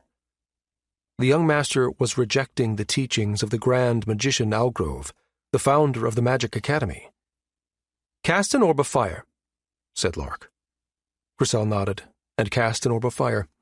Watch closely, said Lark. This is a real dispel. Lark pointed a finger toward the orb of fire and the burning wood, and in an instant, both of their flames instantly vanished, as though blown away by an invisible giant. Chrysel's eyes widened as she realized that Lark dispelled even the fire not fueled by mana. The Grand Magician Algrove defined magic as the creation of a phenomenon with the use of mana, said Lark. It's not entirely wrong, but my definition of magic is this. It is merely an alteration. We do not create and consume anything, we merely alter it. A common misconception written in the book is that mana is a fuel, when in reality it is not. Mana is an existence we alter into a distinct form in order to accomplish the phenomenon called magic. This concept is the reason why unstructured magic, spells which do not use any magic formation, exist. Hypothetically speaking, if by chance a magician is confined in a space where ambient mana did not exist, and he used up all of his mana reserves, he would never recover his mana, no matter how long he rested. This is because mana is never created by the magician himself. This is the same reason why the Magic Empire collapsed, based on the story you told me. The dragon vein, the source of all mana, was wrung dry by the cataclysm, and the magicians never recovered their mana after using up all of their reserves. The memories of his previous life, as Evander Alistair, the Archmagus, passed through Lark's mind. He felt mixed emotions after reminiscing about his days in the Magic Empire. If the planetary alignment, which happened every 10,000 years, did not occur, maybe the Magic Empire would still exist even in this timeline. If he was still alive during the cataclysm, maybe they could have closed the void and prevented the mana of this world from leaking out. Lark cancelled his floating spell, and the burned wood dropped to the table. After reading this book, I realized why General Alvarin remained undefeated until this recent war with the Empire, said Lark. Only those capable of unstructured magic are able to fight against him one-on-one. This is the reason why my brother and Viscount Zachariah lost. It's truly fortunate that the Sword Saint was there during that battle. Only someone like him, who isn't fully reliant on magic, could defeat the Magic Slayer of the Empire. Cressel was momentarily speechless after hearing these things. Everything Lark said made sense. If she took his words as true, then dispelling even spells unfueled by mana should be feasible. It was only a matter of how good a magician was with alteration. You probably grew up believing the words written in that book, said Lark. But as long as you're under my tutelage, you'll have to throw several of those instructions away. We'll correct all the misconceptions taught to you from a young age. Cressel clenched her fists. Yes. Lark liked those determined eyes of hers. Then let's start today's magic lesson. The magic lessons continued until dusk. After dinner, Lark received an unexpected guest in the mansion. Princess, said Lark. Had I known you were coming tonight, I would have prepared a proper reception. The princess seemed conflicted. She looked down and remained silent for a moment. Behind her were her personal knights. Lark waited patiently for her to speak. I heard that you're conducting an expedition to the Endless Forest. She finally raised her head and stared straight into Lark's eyes. I want you to let us come along with the soldiers. The latter part of her statement was said with conviction. She would not be taking no for an answer. This was the first time Lark had seen that fierce look in her eyes, as though this expedition meant the world to her, as though she was carrying a heavy weight of responsibility on her shoulders. Lark remained calm and replied, I need a reason to let you tag along, Princess. The princess bit her lip. That I cannot tell you. I'm sorry. My head will come rolling should anything happen to you while you're in my territory, Lark said gently, unless I know the reason, and I judge that it is worth the risk of a royal joining the expedition. I shall have to decline, Your Highness. The princess looked at Parzival and silently pleaded for help.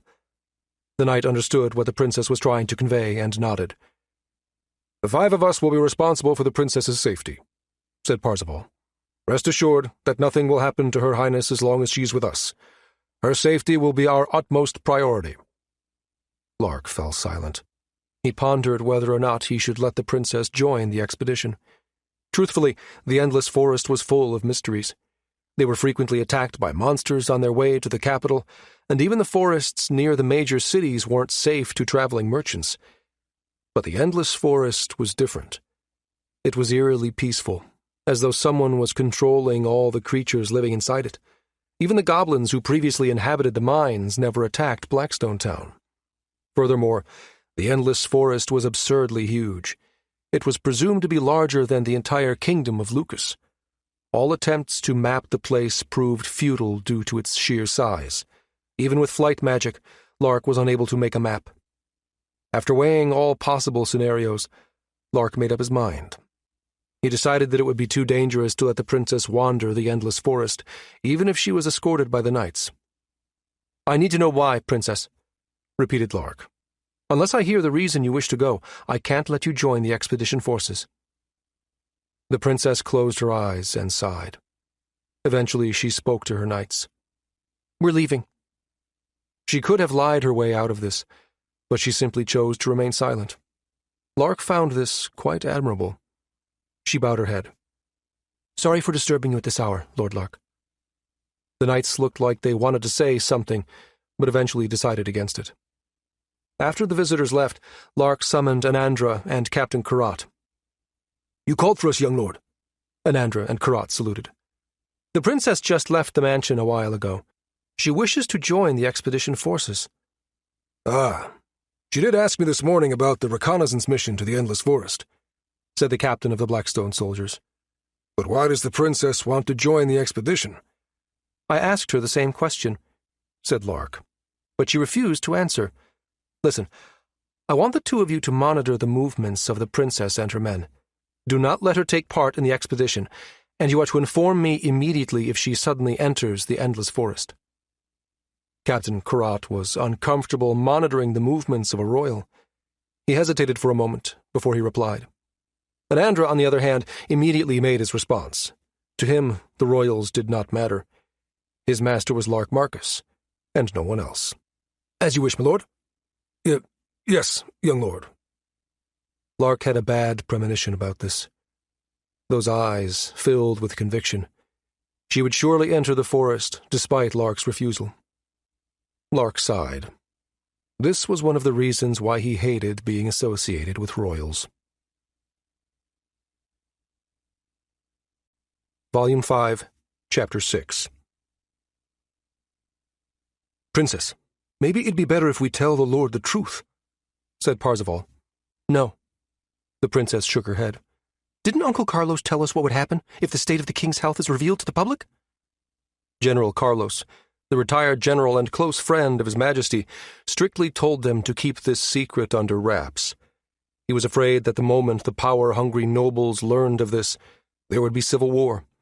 Although the curse running through the blood of the royal family was an open secret among nobilities, the exact state of King Alvis's current health hadn't been disclosed to most nobles.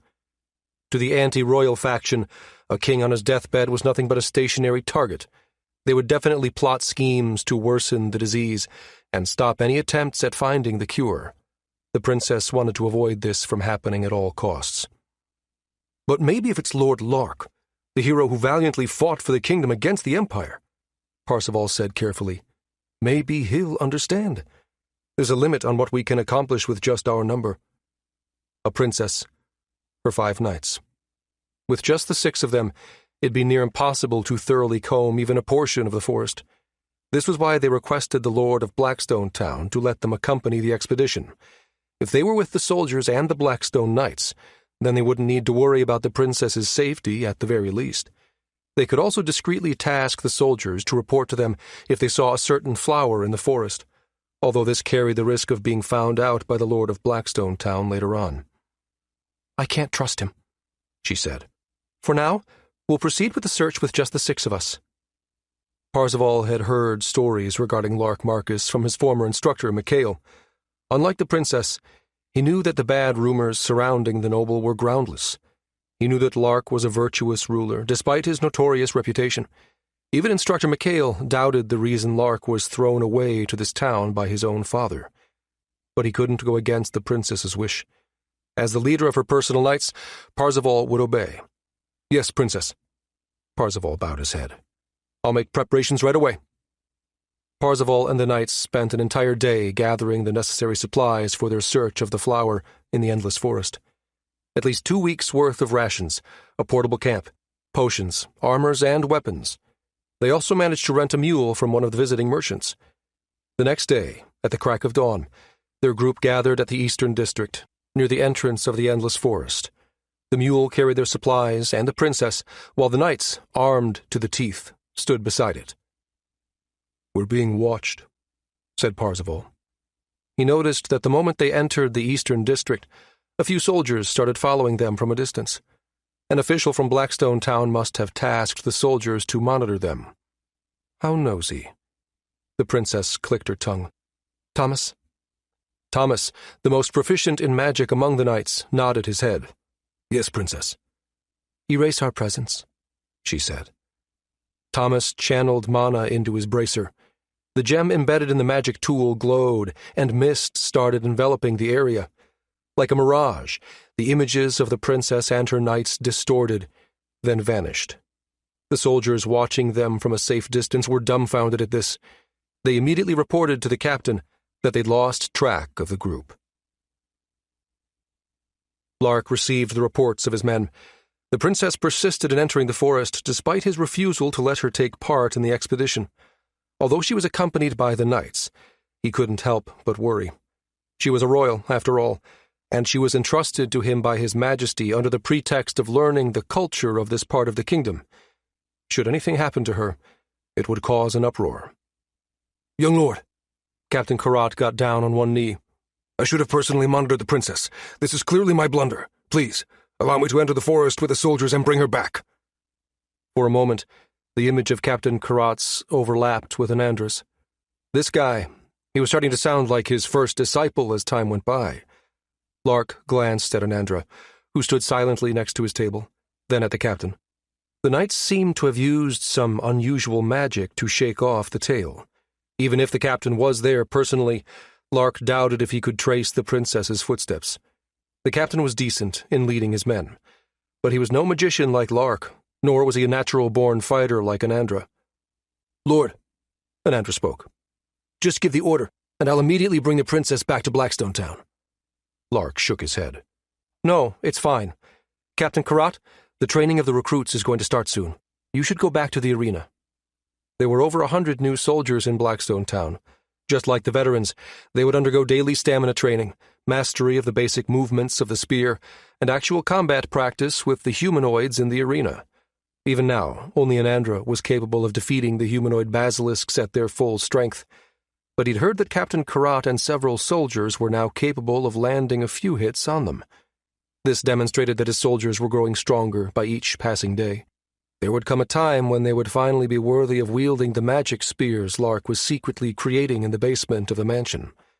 Giving them those weapons now would hinder their growth, and Lark wanted to avoid this from happening at all costs. Yes, young lord. The captain stood and lowered his head. And forget the princess's disappearance, said Lark. Maybe it's better this way. She's a princess of this kingdom. We can't really stop her from entering the forest if she's that determined. After dismissing the captain and Anandra, Lark immediately activated the surveillance crystal. He gave an order to the familiars gathered throughout the entire region.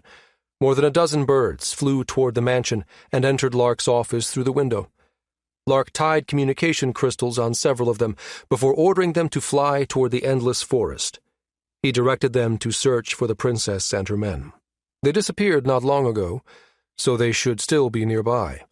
Lark expected to find them relatively soon, but to his surprise, he could not find even a trace of them after several hours. It was already night when Lark finally found the princess and her knights through the light coming from the campfire. The group had set up camp near the Ryle River. The raven controlled by Lark flew down and landed on the branch of a nearby tree. He watched and listened to the group below using the communication crystal tied around the raven's body. Princess, dinner's ready, said one of the knights. The princess accepted the bowl filled with hot soup. Large portions of meat floated on top of it. Thank you, she said. Her entire body was clad in a thick cloak. Thomas, the defensive spells, said Parzival. They're working just fine. We'll be safe from projectiles and sudden attacks as long as we're inside this camp. After looking carefully, Lark noticed an inconspicuous circle surrounding the entire camp. It was probably the demarcation point of the protection spell Thomas had cast. We'll be taking turns guarding the camp, said Parzival. We'll take shifts every 4 hours. Noctis and I will be in charge of guarding the camp until an hour past midnight. The rest of the knights nodded. Understood. Lark noticed that the knights had removed all of their traces. Unless one was nearby, it'd be hard to even see the glowing campfire. The knights were well trained and competent, but it also would be hard for Lark to send help in times of peril. Just locating them in the middle of this forest would be a pain. Parzival. Yes, Princess. Thank you, she said softly. And the other knights, too. I'm really grateful that all of you came here with me today. The knights froze upon hearing this. Slowly smiles formed on their faces. They had been watching over the princess since she was young. She was one of the kindest souls they'd known throughout their lives. This much is natural, Princess, said Parzival. We are your knights. We'll help you find that flower, no matter what. The leader is right, Your Highness. Lark had finally found a lead to what the princess was looking for. A flower. She entered the forest to find a certain flower? The princess nodded. Her eyes glistened, she bit her lower lip, and nodded with determination. We'll resume our search tomorrow at dawn. We'll cover each area as planned. We'll come back to the town only once we've consumed our rations, then start with the search once again. We're not giving up until we find it." "Yes, Princess," her knights responded resolutely. Lark continued watching the group even after the princess entered the portable tent and fell asleep. Unfortunately, no conversations regarding the flower occurred after that. Lark did not have any idea what kind of flower they were looking for in the endless forest. He also did not know why they were desperately looking for it in the first place. Before going to sleep, Lark ordered a few of his familiars to follow the group from a safe distance. He left the channel connecting the familiars to the vision crystal open. He would watch over them again once they moved out first thing in the morning. The next several days were uneventful. The princess and her knights had gone deep into the forest, but were still unable to find what they were looking for. Fortunately, there had been no monster attacks to their group. Aside from the small incident of a snake hidden in the shrubberies almost biting the princess, their search for the flower had gone without hitch or strife. On the third day of observing the princess's group, Lark finally found out the name of the flower they were looking for: the Tears of Abroxia. To think that he would hear that name from the knight's mouth. This very flower was one of the healing methods Lark had revealed to Silverclaw in the past, when he was desperate for someone to heal his daughter. Unfortunately, Lark doubted they would find the flower even if they searched the entire forest for it. The Tears of Abroxia grew only in mana-dense areas, the lower floors of great labyrinths, underneath mana wells, layers of dragons, and any other areas connected to the dragon vein below. Even if they searched for a year, they might not find the flower in this forest. After all, the amount of ambient mana in this region was mediocre. It was simply unsuitable for the Tears of Abroxia to grow. A waste of time. Lark arrived at this conclusion easily. He heard that a dragon was guarding the borders of the Dwarven Kingdom. The group would have a higher chance of finding the flower near that dragon's lair, since those prideful creatures frequently resided in mana-dense areas. They could also dive to the lower floors of a great labyrinth and try their luck, but they would surely suffer numerous casualties in the process. Even then, there was no guarantee that the strong monsters residing on the lower floors hadn't already eaten the flower. The last and safest option was to find a place connected to the dragon vein below ground. Or, if the goddess of luck smiled upon them, a mana well. That location had the highest chance for an Abroxia to grow and bloom into a flower. There was also the question of whether or not the Tears of Abroxia was enough to heal His Majesty. "The king is ill, huh?" Lark mumbled, as he continued watching the group through the vision crystal. He still hadn't learned what kind of illness struck the king of this country, but based on the conversation of the knights and the princess, His Majesty had only a few years to live, hence his issuance of the decree for the competition for the throne. Lark remembered the king who appointed him as the commander of the Third Army. Despite the opposition from the other nobles, the king did not waver in his beliefs and appointed Lark to lead the kingdom's soldiers in a battle which would determine the fate of the entire country. Although the king was no genius tactician, nor was he a great magician, he was a benevolent ruler who truly loved the kingdom. Lark thought it was a waste for such a kind monarch to succumb to his death due to an illness. Unfortunately, Lark was unable to glean any further information regarding the king's illness from the conversations between the princess and her men. Volume 5, Chapter 7. While the princess and her men were searching for the flower in the endless forest, Lark continued with the management of his territory. Each morning, he would read through piles of documents in his office, all the while listening to the reports of his subordinates. "The Central Market's doing extremely well, despite being opened only for a week," reported Gaston. "Aside from wheat, eggs, animals, skin, meat, and fish, we've also started selling local herbs and medicine. The local seamstresses also opened up their stalls on the second floor." Lark flipped through the documents Gaston had handed him. The Central Market was an establishment located in the Central Plaza and had opened just a week ago. Surprisingly, despite the fixed-price policy they implemented to all vendors in the Central Market, several merchants still chose to open up their stalls there. "It's going far better than expected, huh?" said Lark. Yes, young master.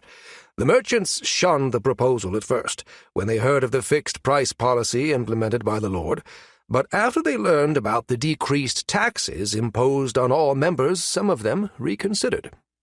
Lark nodded in satisfaction.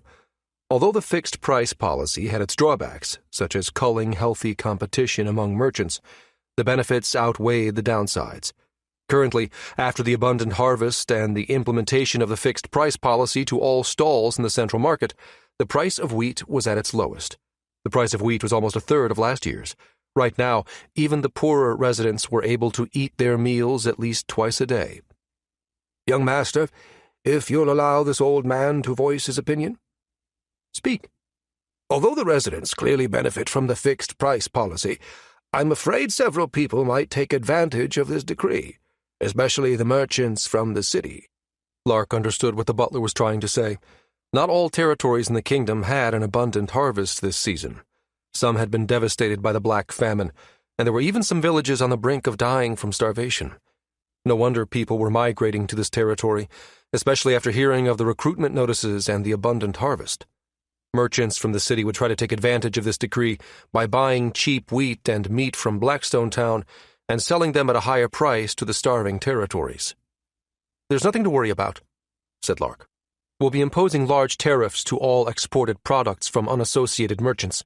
That should be enough to deter the greedy ones from taking advantage of this policy.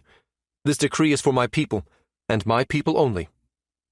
Loud knocks were heard, and a servant entered. "Young master, Captain Karat's here. Let him in."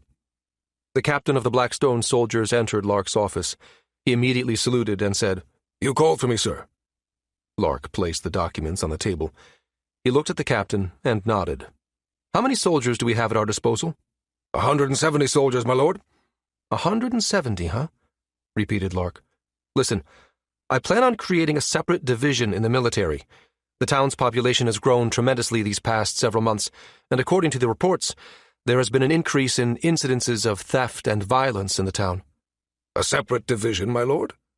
"I plan on establishing a Ministry of Defense, and under it will be 2 divisions, the military and the police. In cities, the patrol or the police was responsible for the safety of the residents. Their responsibilities were different from the military, whose purpose was to kill bandits and monsters in the surrounding regions. The police will be responsible for maintaining public order and safety, enforcing the law, and preventing, detecting, and investigating criminal activities. They'll also be in charge of inspecting the goods coming in and out of our territory."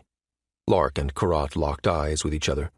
"Captain, I want you to select 2 of your most trusted men. Together with my most trusted guard, Clarkson, they'll be responsible for overseeing the entire police department. I heard that there are over 100 recruits in the military. Half of them shall serve as the patrols of this city." Lark pointed at Karat. "And Captain Karat, starting today, you are promoted to the commander of the military." It was the position previously held by Anandra. For a moment, Karat could not believe what he'd just heard. Karat stuttered his reply. Understood. I'll do my best to meet the Lord's expectations." Lark chuckled. "No need to be so stiff. Now, about the 2 men who'll be leading the police. Do you have anyone in mind?" Karat pondered for a moment. "Yes, I do, and I'm sure we could trust them. They've been protecting this town as hunters, even before the young master became lord of this territory." Lark was intrigued on who the 2 might be. "Hunters, huh?" "After explaining things to them, tell them to come and see me in my office." "As you wish." Karat bowed. After the soldier left, Lark summoned the head mason into his office. Silverclaw's entire body was covered with sweat. On his shoulders was a drenched towel. His clothes had mud stains here and there. "Sorry for summoning you here. I'm sure you've been busy," said Lark. Silverclaw shook his head. "Please feel free to call me any time, young master." Lark took out a parchment and handed it to the mason. "Take a look at this." Silverclaw stared at the parchment for a moment. "This is—" "A design for the town hall," said Lark. "Feel free to alter it to your will. I'm sure you're more knowledgeable than me in this field, but if possible, I would like you to adhere to the size and floors of this building." "This town hall will be larger than the mansion," said Silverclaw.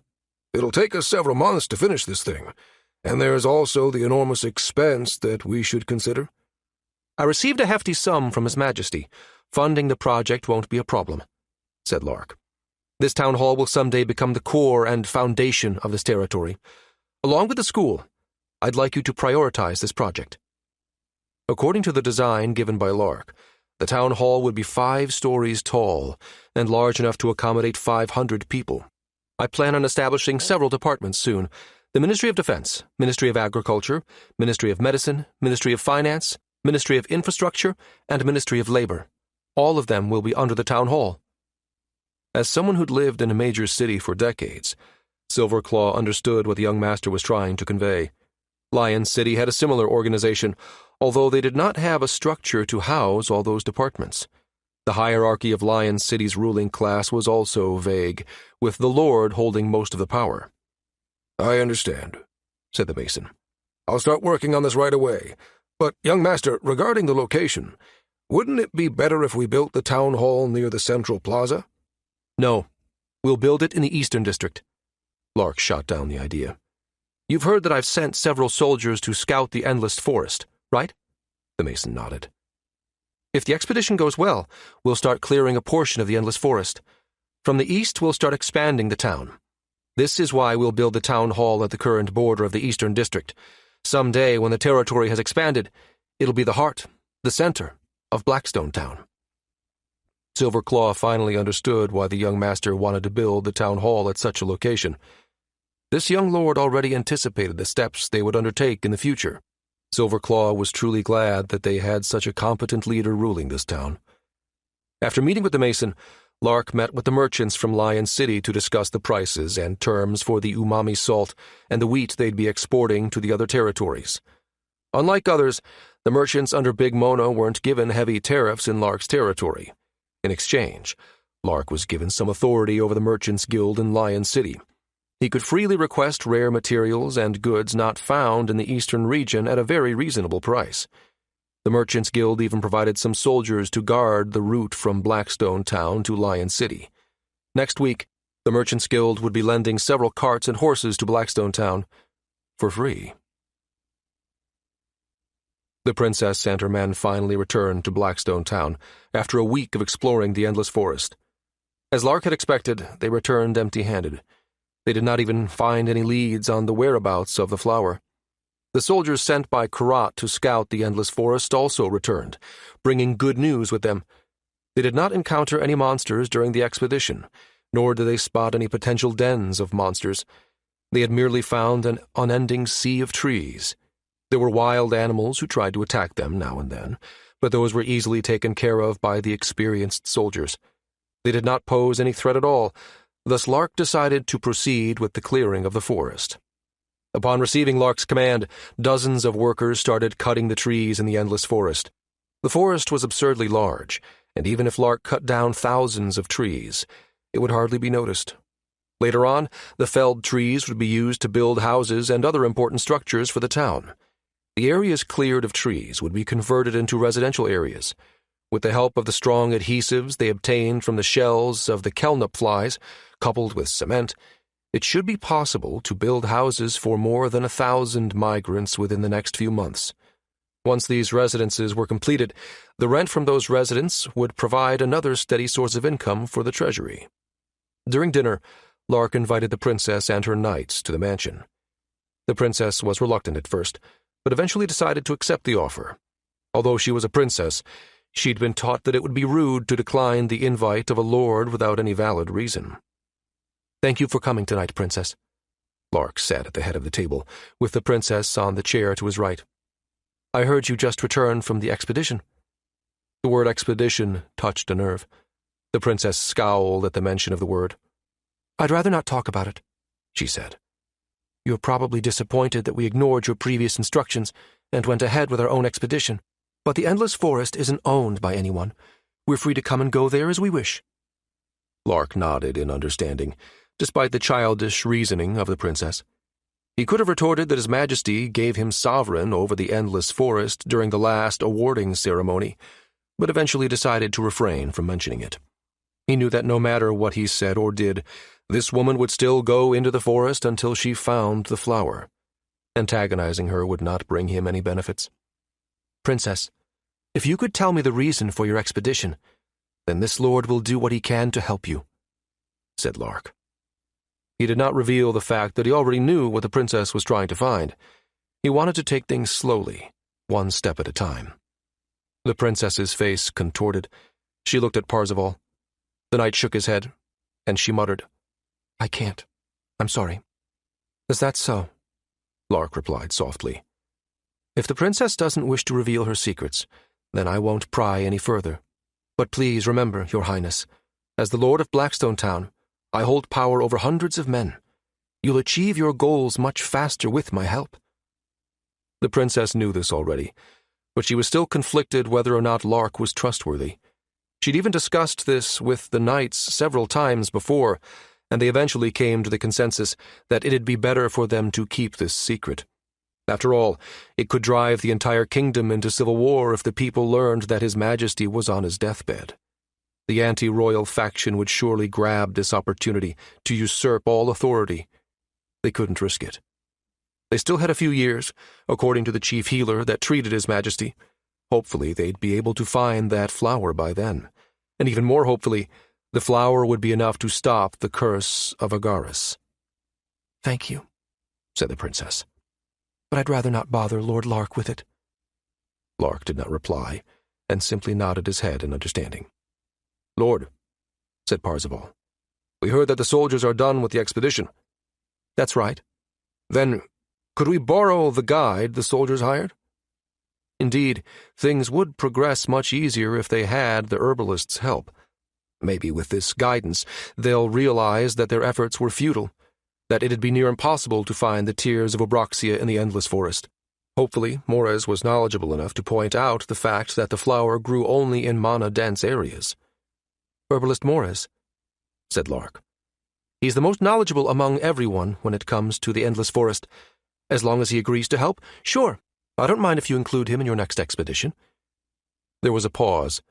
Lark added, "On the condition that if you ever find yourself in a precarious situation, you'll immediately retreat and stop the expedition." The princess visibly brightened. She smiled broadly. "Thank you." Parzival bowed his head lightly. "Thank you, Lord." Lark smiled back. That night, the dinner ended without the princess confiding her secrets to Lark. Volume 5, Chapter 8. The next day, while inside his office in the mansion, Lark received his weekly newspaper from the traveling merchants of Lion City. It seemed that while he was on his way back to Blackstone Town, a storm had brewed in the capital of the kingdom. Several shocking events unfolded one after another, enough to stir up the masses.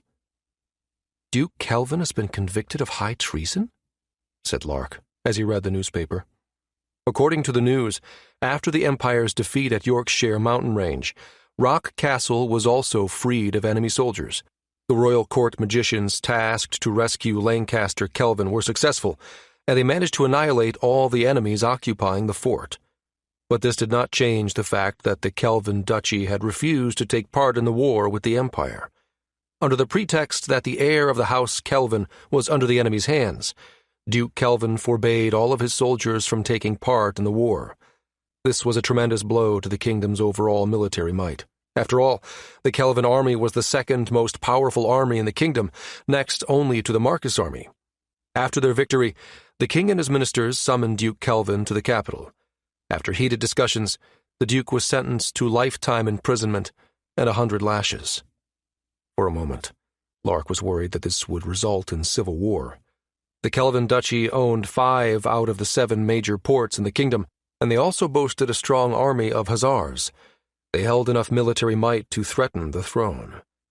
But after reading further, Lark was surprised to find out that the Duke silently accepted his punishment and was locked up in the capital's dungeon without resistance. According to the news, the Duke negotiated with the king.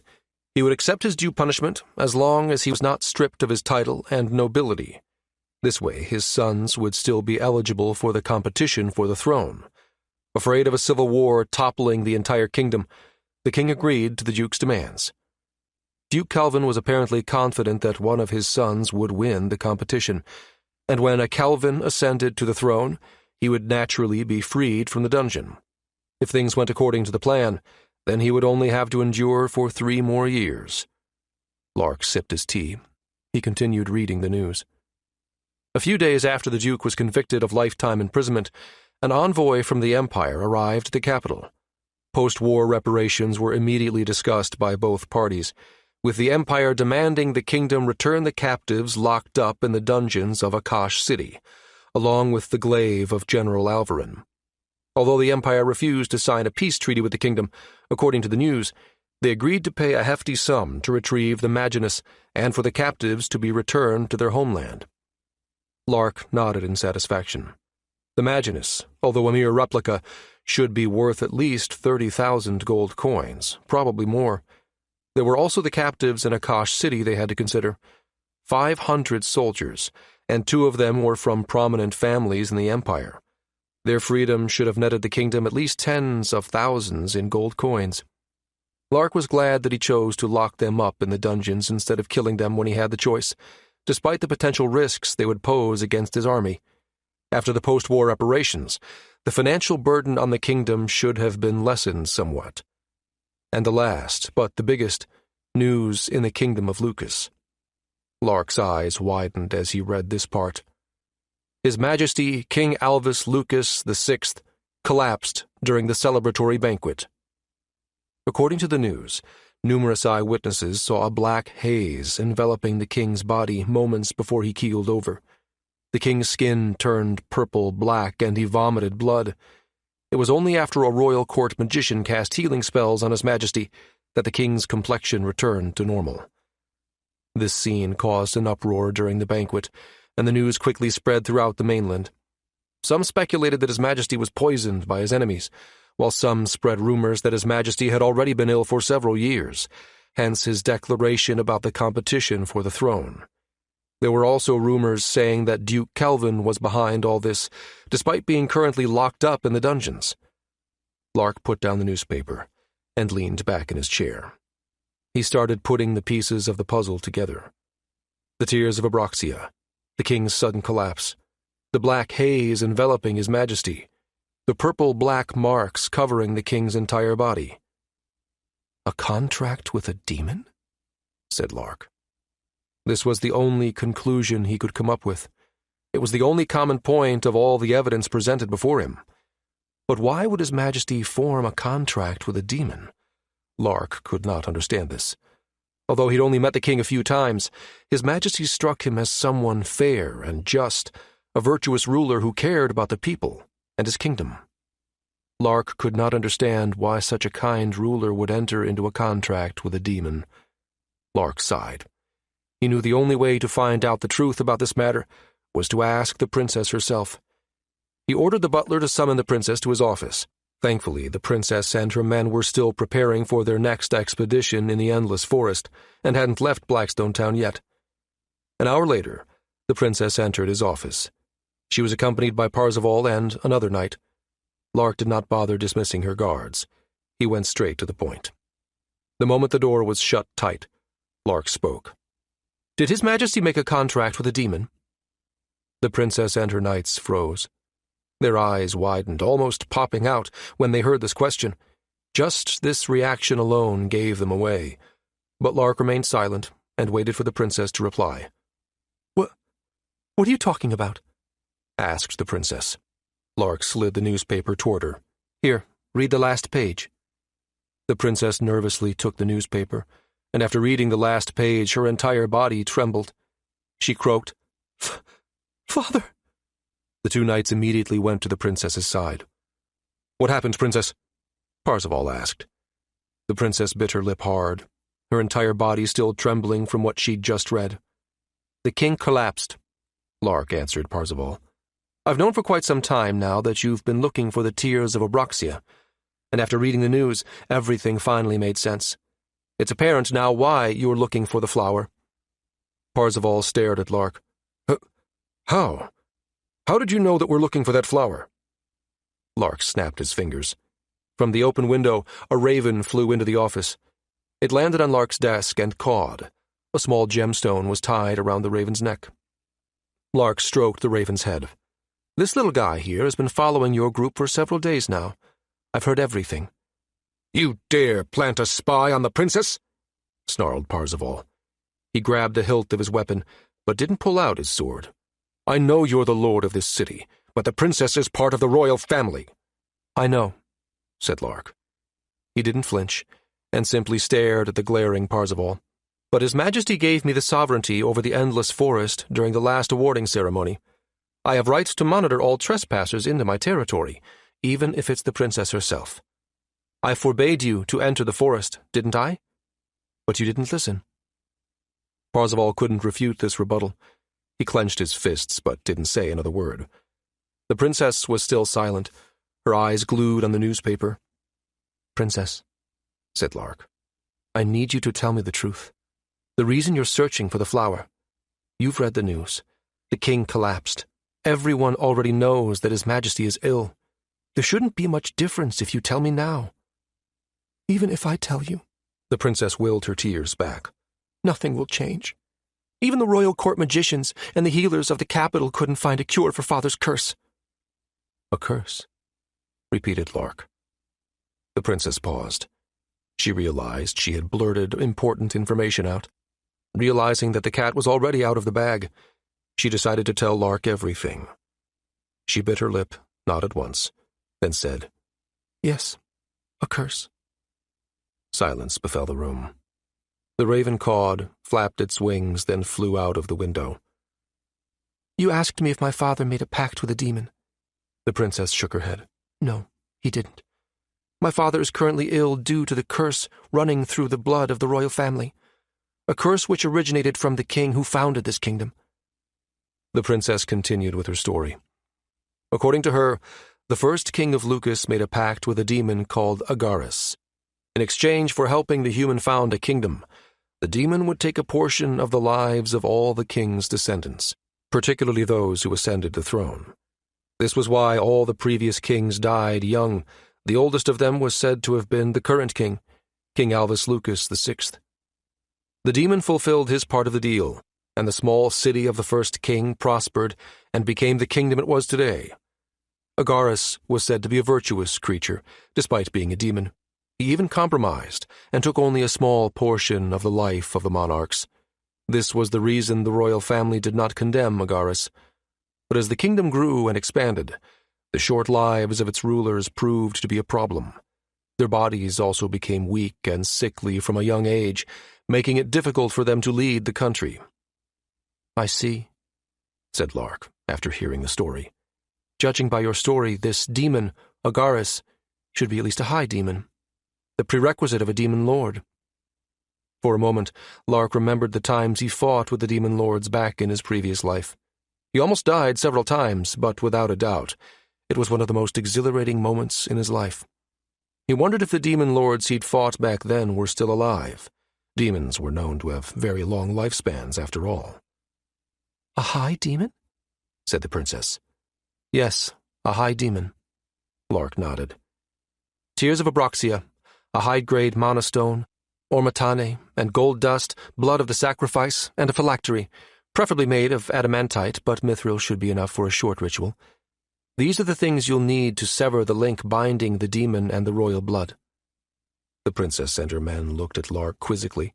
The royal court magician told them that ingesting the tears of Abraxia would temporarily halt the progression of the curse. They weren't told about its ability to sever the link entirely. It's possible to sever the link entirely?" asked the princess. "Of course.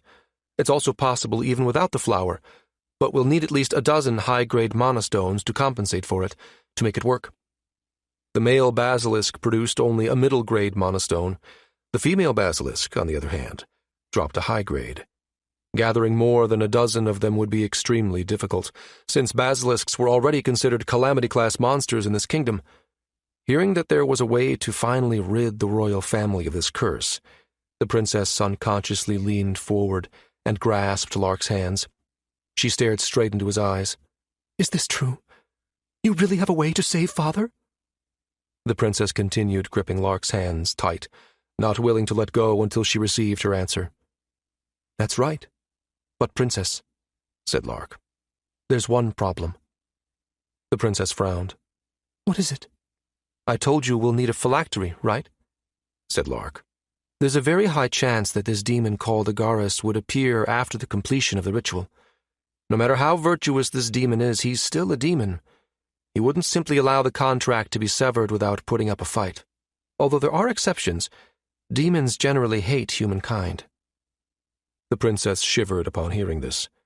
To think that they would need to face the wrath of a high demon to successfully cure his majesty.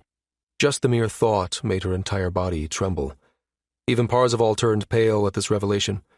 If a high demon, said to be almost as powerful as a dragon, appeared at the capital, the entire kingdom would face the risk of annihilation. The demon surely planted a fragment into the founding king of this nation, and this fragment is passed down to each succeeding generation. The moment the ritual is complete, this fragment will become the link, the passageway for this demon Agaris to cross over to this realm. But if we have a phylactery to store this fragment, it should be possible for us to seal the passage before the demon could have the chance to cross over. The princess finally let go of Lark's hands. Her face visibly brightened upon hearing the last part of the statement. Then we can prevent the demon from appearing after we cure Father, she said excitedly. Lark raised his index finger. But we'll need a strong phylactery, Princess.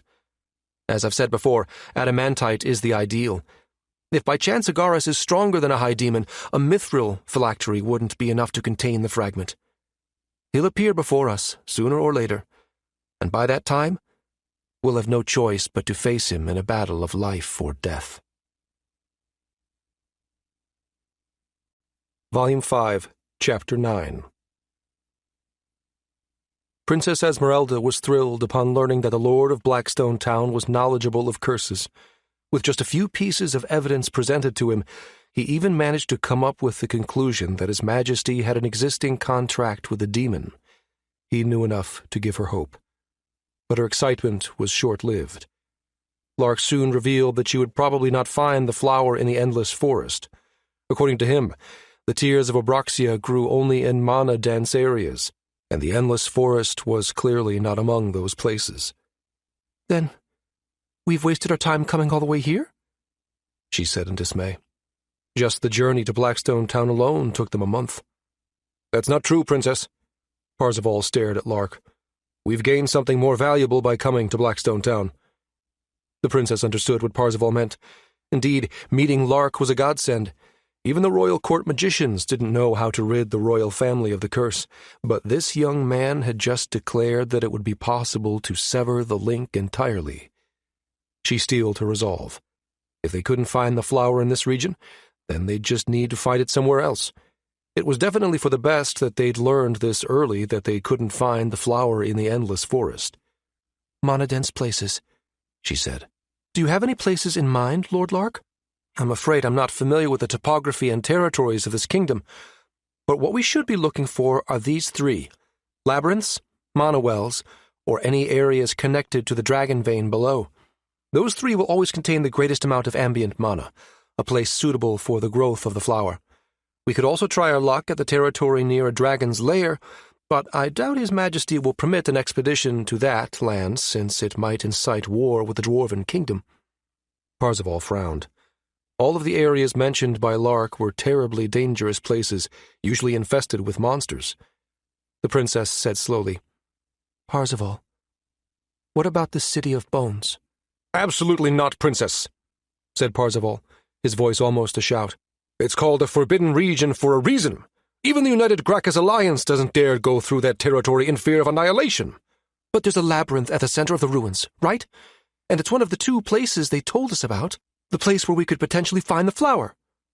Princess, I'm curious, said Lark. Who told you that you'll be able to find the tears of Abraxia at the Endless Forest? The princess looked at Parzival, wordlessly asking if it was all right to reveal this information to Lark.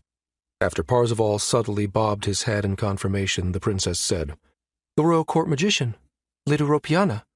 She's a magician under the direct supervision of the royal family. She's been protecting the crown for several decades now, and she's the one who's been halting the progression of my father's curse with her magic.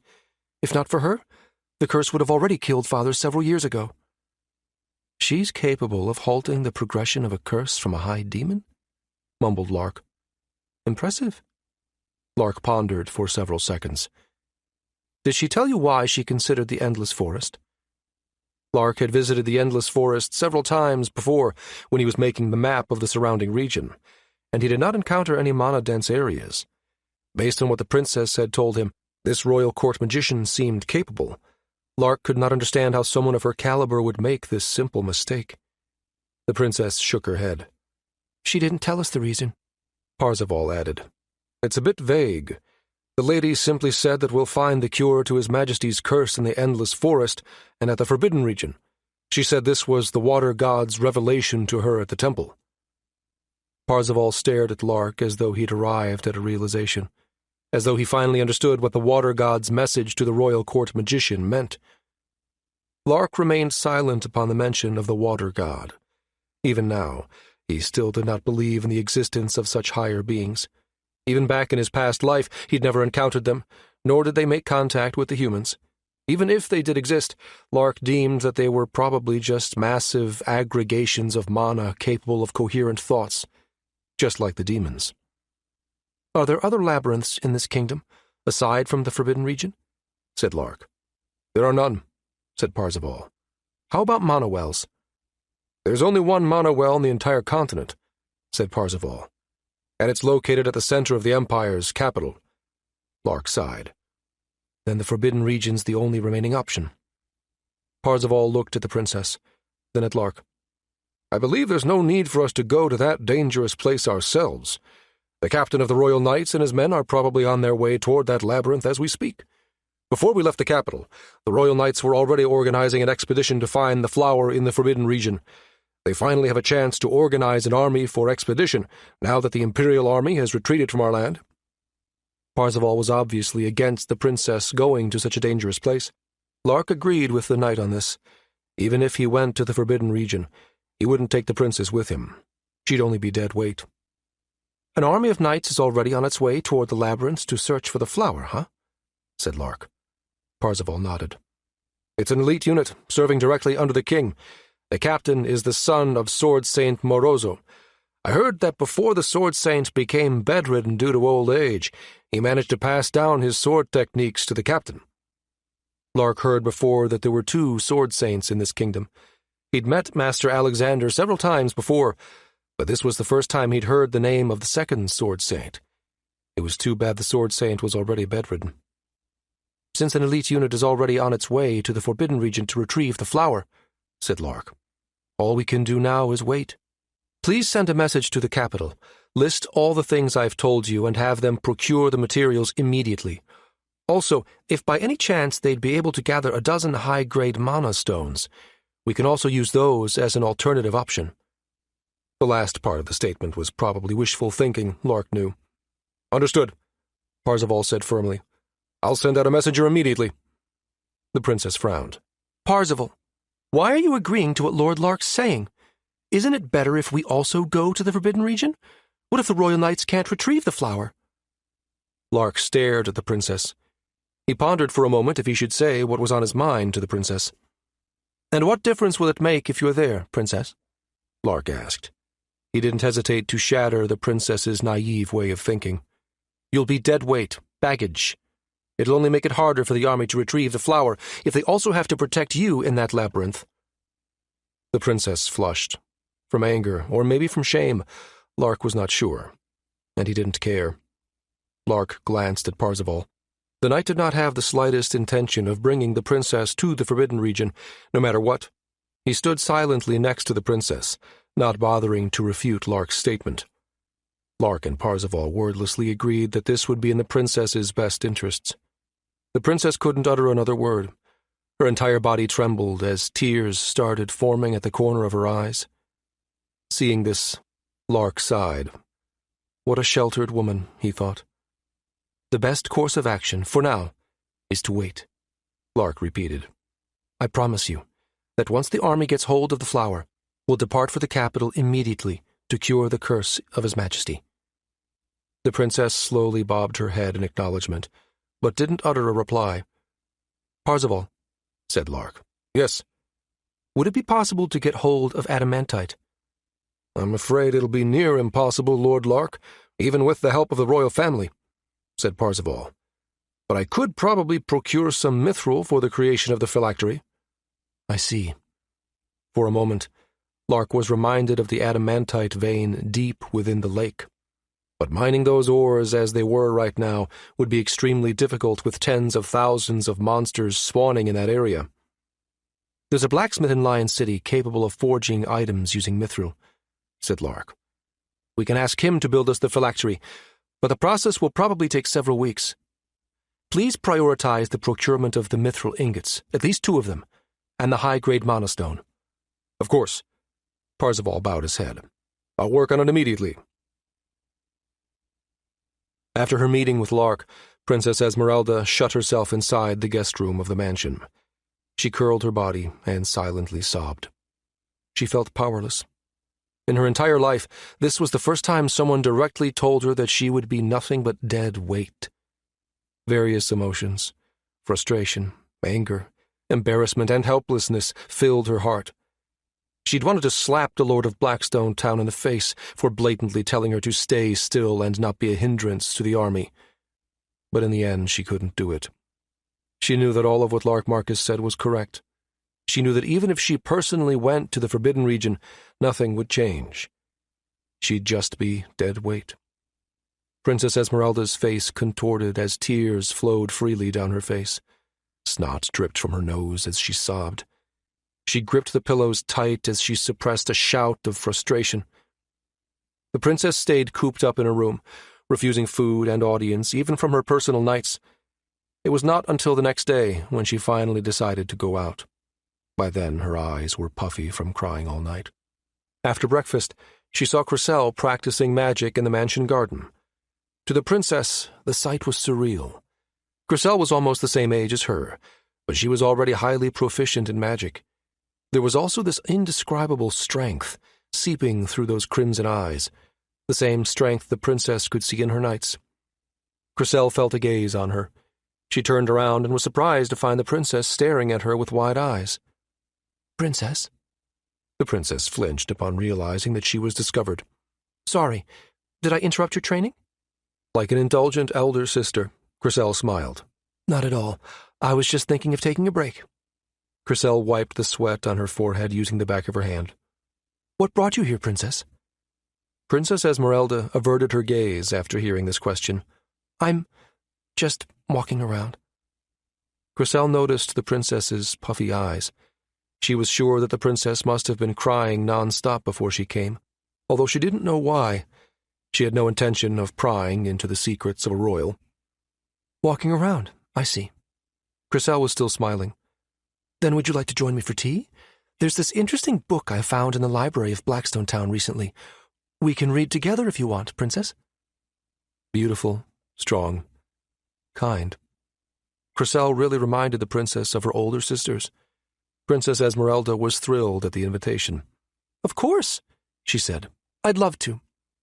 Cressel chuckled. She began preparing the tea in the garden. At the same time, she handed the book to the princess.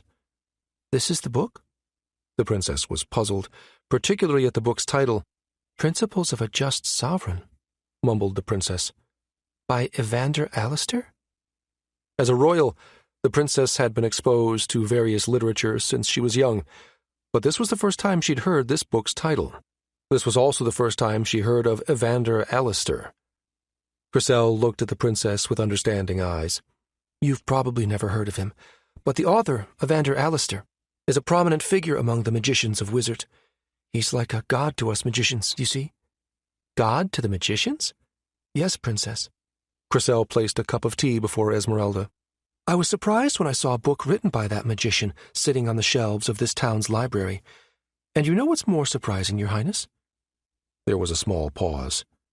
That book was clearly written just recently, said Cressel. A mass-produced book, almost 100 of them, and it's mandatory for all soldiers to read it. Cressel looked at the 3rd floor of the mansion, particularly at the office of the current lord. Volume 5, Chapter 10. Days quickly passed by. The farmers finally finished harvesting the crops in the northern land. As planned, Blackstone Town exported the excess wheat, poultry, and umami salt to the nearby territories. The umami salt in particular caused an uproar among the masses. Unlike the sea salt from the Kelvin Duchy, the umami salt added an unexplainable meaty taste to their dishes. Just a few days after it arrived in Lion City and Mavis City, the salt quickly became a hot commodity among restaurants and inns. Even nobles started taking interest in the new product from Blackstone Town. Gaston was thrilled when the money finally flowed into the treasury. They were close to being in the red just a month ago, but now the amount of money coming in was enough to sustain the current developments of Blackstone Town. They were no longer relying on the revenue from just the Kalranes and potions to sustain the territory. With the addition of the income from exported crops, meat, and spices, the town finally broke even.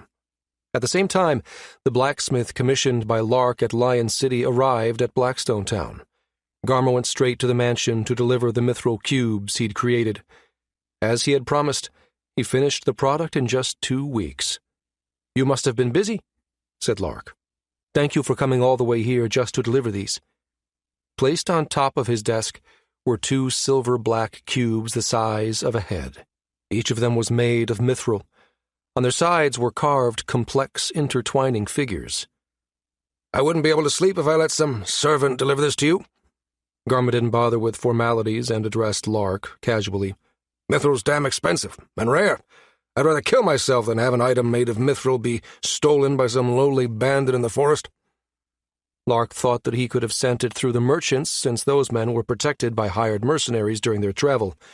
Garma probably had another reason for delivering this personally to Blackstone Town. "Kid, this is the first time I've seen an item like that," said Garma. "I followed the blueprints faithfully, but even now I can't see how those cubes are supposed to work, with their insides hollow and all." "That's not surprising." Lark nodded in understanding. "It's a personal design of mine." He touched one of the cubes and channeled mana into it. Slowly the symbols carved on the walls glowed. The cube separated into 8 smaller pieces, creating small gaps, revealing the hollow interior. "It's a medium, a container." Lark's mana slowly flowed toward the hollow center of the cube, forming a translucent aggregation of mana visible even to the blacksmith's eyes. At first, it was just a small lump the size of a wheat grain. But as Lark continued supplying it with mana, it eventually grew into the size of a pebble. "Crystallized mana," said Lark. "Pretty, isn't it?" Garma agreed. It was indeed beautiful, like a polished gemstone. Even now, the crystallized mana at the center of the cube continued sucking Lark's mana, slowly growing in size with each passing moment. "It'll be extremely hard to expand the mana pool of this body any further unless I get my hands on another high-grade mana stone," said Lark. "I tried looking for decent quality mana stones in the capital, but to no avail." He'd realized the limits of his current shell a long time ago. Although he still continued training his mana pool every night, it was apparent that his progress would continue at a slow pace without the aid of an external force like a high-grade mana stone. His current body's mana core was too mediocre. If only he had the same core as his disciples, George and Austin, reaching greater heights would have been easier. Well, he would be thankful that he didn't transmigrate in a body with a defective core. This was still better than nothing. He decided to make do with what he currently had. But with the help of these items, Lark grinned, it should be possible to store mana in a separate space, an external container, in this case, these mithril cubes. For several minutes, Garma and Lark silently watched as the crystallized mana inside the cube grew in size. By the time Lark was done, it was the size of a fist. Lark breathed deeply and exhaled. He'd used up more than half of his entire mana. Lark grinned as he looked at the translucent lump of mana inside the cube. The amount of mana stored in a single cube should be enough to enable him to cast a 10th-tier spell without expending his own mana reserves. If he used both cubes, even grand-scale magic should be possible. "This is perfect," Lark said in satisfaction. "It's really hard to believe that you managed to create these two on the first try. The stored mana doesn't seep out at all. I don't have to worry about losing the mana I've stored in these mediums." Garma laughed. Nothing was more euphoric to him than hearing a client praise his work as a blacksmith. "Of course, kid. I've been a blacksmith my entire life. Iron or mithril, it doesn't matter. I can make any item you want." Garma's laughter echoed even in the hallway. After he filled the first cube to capacity, Lark deactivated the runes, and they reverted to their former state, a dull, silver-black cube with carved symbols on its walls. The gaps on the walls closed, and they could no longer see the crystallized mana inside. To Garma's surprise, the deactivated cube floated up and hovered above Lark. "Mithril's a great conductor of mana," Lark said, after seeing the curious gaze of the blacksmith. "You're the one who carved those peculiar symbols on its walls. You're probably curious about their function." Garma nodded. He came here to deliver it personally out of curiosity. As a craftsman, he wanted to fully understand the item he'd just made for this noble. Flight magic, shield magic, and the 5 elements: fire, water, wind, earth, and lightning. Lark willed the cube to hover down and stop right in front of him. It slowly spun around, showing the symbols carved on its walls. This cube serves not only as a storage of mana, it could also instantly cast basic spells on its own. Although it could only cast weak spells until the 3rd tier, it should be enough to aid me during battle. Garma was dumbstruck after hearing Lark's explanation. He had no idea that he'd created such an astounding item. The phrase, "instantly cast spells," resounded in his mind. Lark regarded 3rd-tier spells as weak, but Garma knew that a 3rd-tier lightning bolt was more than enough to kill your average soldier. Add the outrageous instant cast function, this seemingly harmless cube was definitely a tool for carnage. No wonder those peculiar symbols he carved on the cube's walls felt like magic formations. They were magic formations. Garma felt that the rare mithril was really well spent on these items. He finally understood why Lark immediately opted to have these created, instead of a sword or a spear with the mithril ingots. Lark remembered the phylactery they needed to create to store the fragment of a demon. "Ah, sorry for asking this when you've just created these cubes for me," said Lark.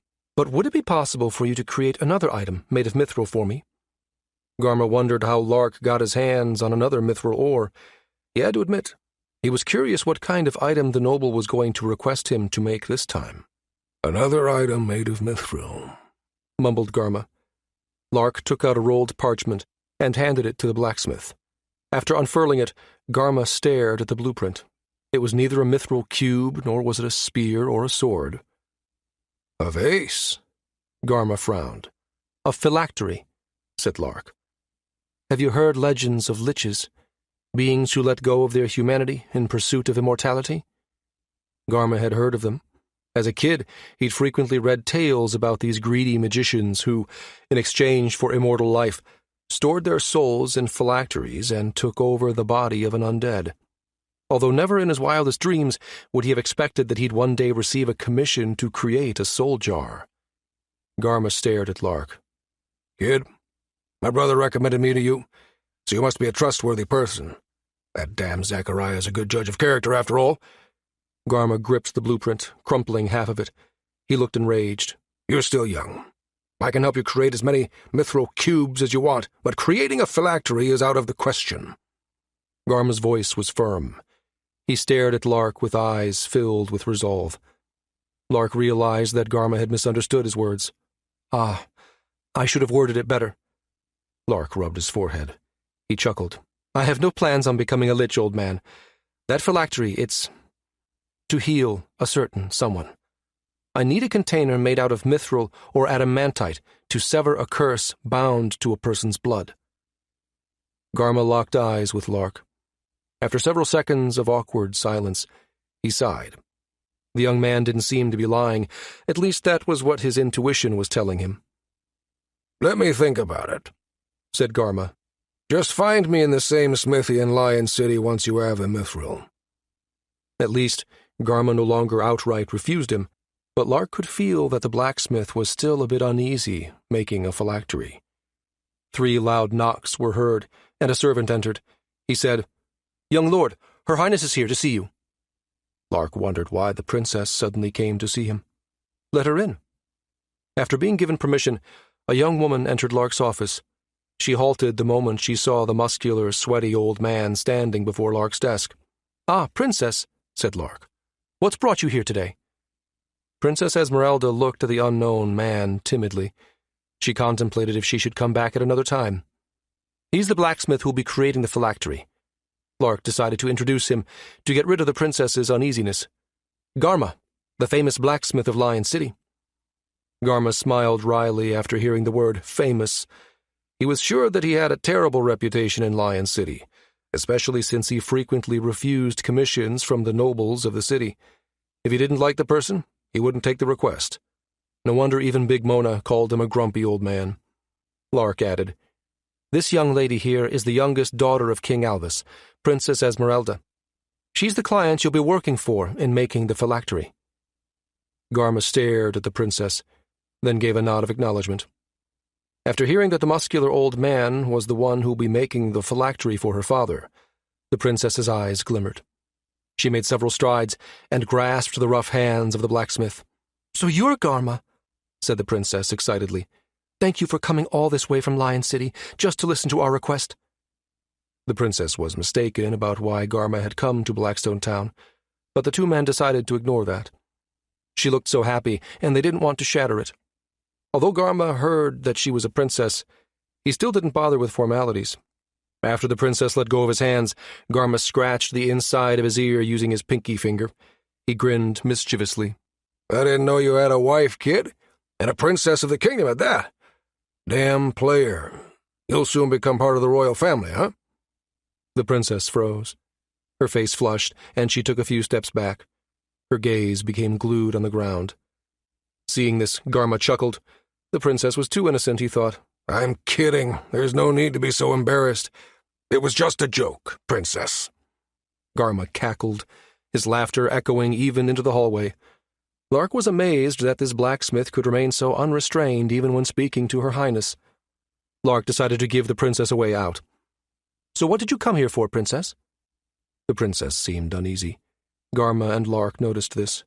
They nodded at each other. "I'll be on my way," said Garma. "Just visit me at my smithy once you want the item made." Lark stood up and bowed his head. "I will. Thank you, sir." After Garma left, the princess finally spoke. I've thought about what you said to me several days ago," she said. "That it won't change anything, even if I went with the expedition to the Forbidden Region." Lark listened silently. He remembered the harsh words he'd said to her when she had wanted to go with the knights. "It's true. You were right. I'm powerless. I'm not good with a sword like Parzival, and I'm not proficient in magic like Chrysel. No wonder you told me I'll be just baggage." The princess clenched her fists.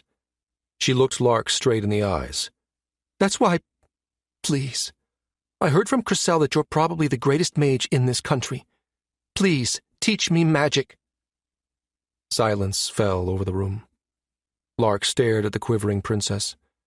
Judging by her personality, it must have taken her everything to say this to him in person. After some time, he spoke. "I dislike being entangled with royals."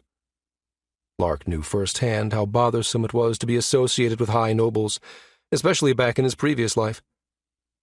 "Learning magic is not something you decide on a whim, princess." Lark raised 3 fingers. "Talent, mana pool, unwavering determination. You need at least 2 of these 3 to be even remotely proficient in magic. There are a lot of people with talent, but they were born with mediocre mana pool, and they could never achieve greater heights because of that. There are people with vast mana pools, but lack the talent to utilize it, and they're stuck with lackluster spells, incapable of killing even the weakest beasts. And unwavering determination, princess. Determination. Unless you can prove to me that you have all these 3, I won't teach you." "But you said that you only need to fulfill 2 of them to be even remotely proficient," protested the princess. "I told you I dislike being involved with royals," said Lark. He had no interest in taking her in as a student. "Curing His Majesty is a matter of life or death, and there's nothing I can do but help with it. But teaching you magic is an entirely different matter, Your Highness." The princess bit her lip. "As long as I fulfill all 3, you'll teach me?" There was a small pause, before Lark replied. Of course. The princess turned and went for the door. She planned on seeking Cressel's help. She really wanted to prove this idiotic lord wrong. This Lark Marcus was too arrogant. He even refused to become the magic instructor of a royal. Don't go back on your promise. Seeing those determined eyes, Lark smiled. I won't. You have my word, Princess.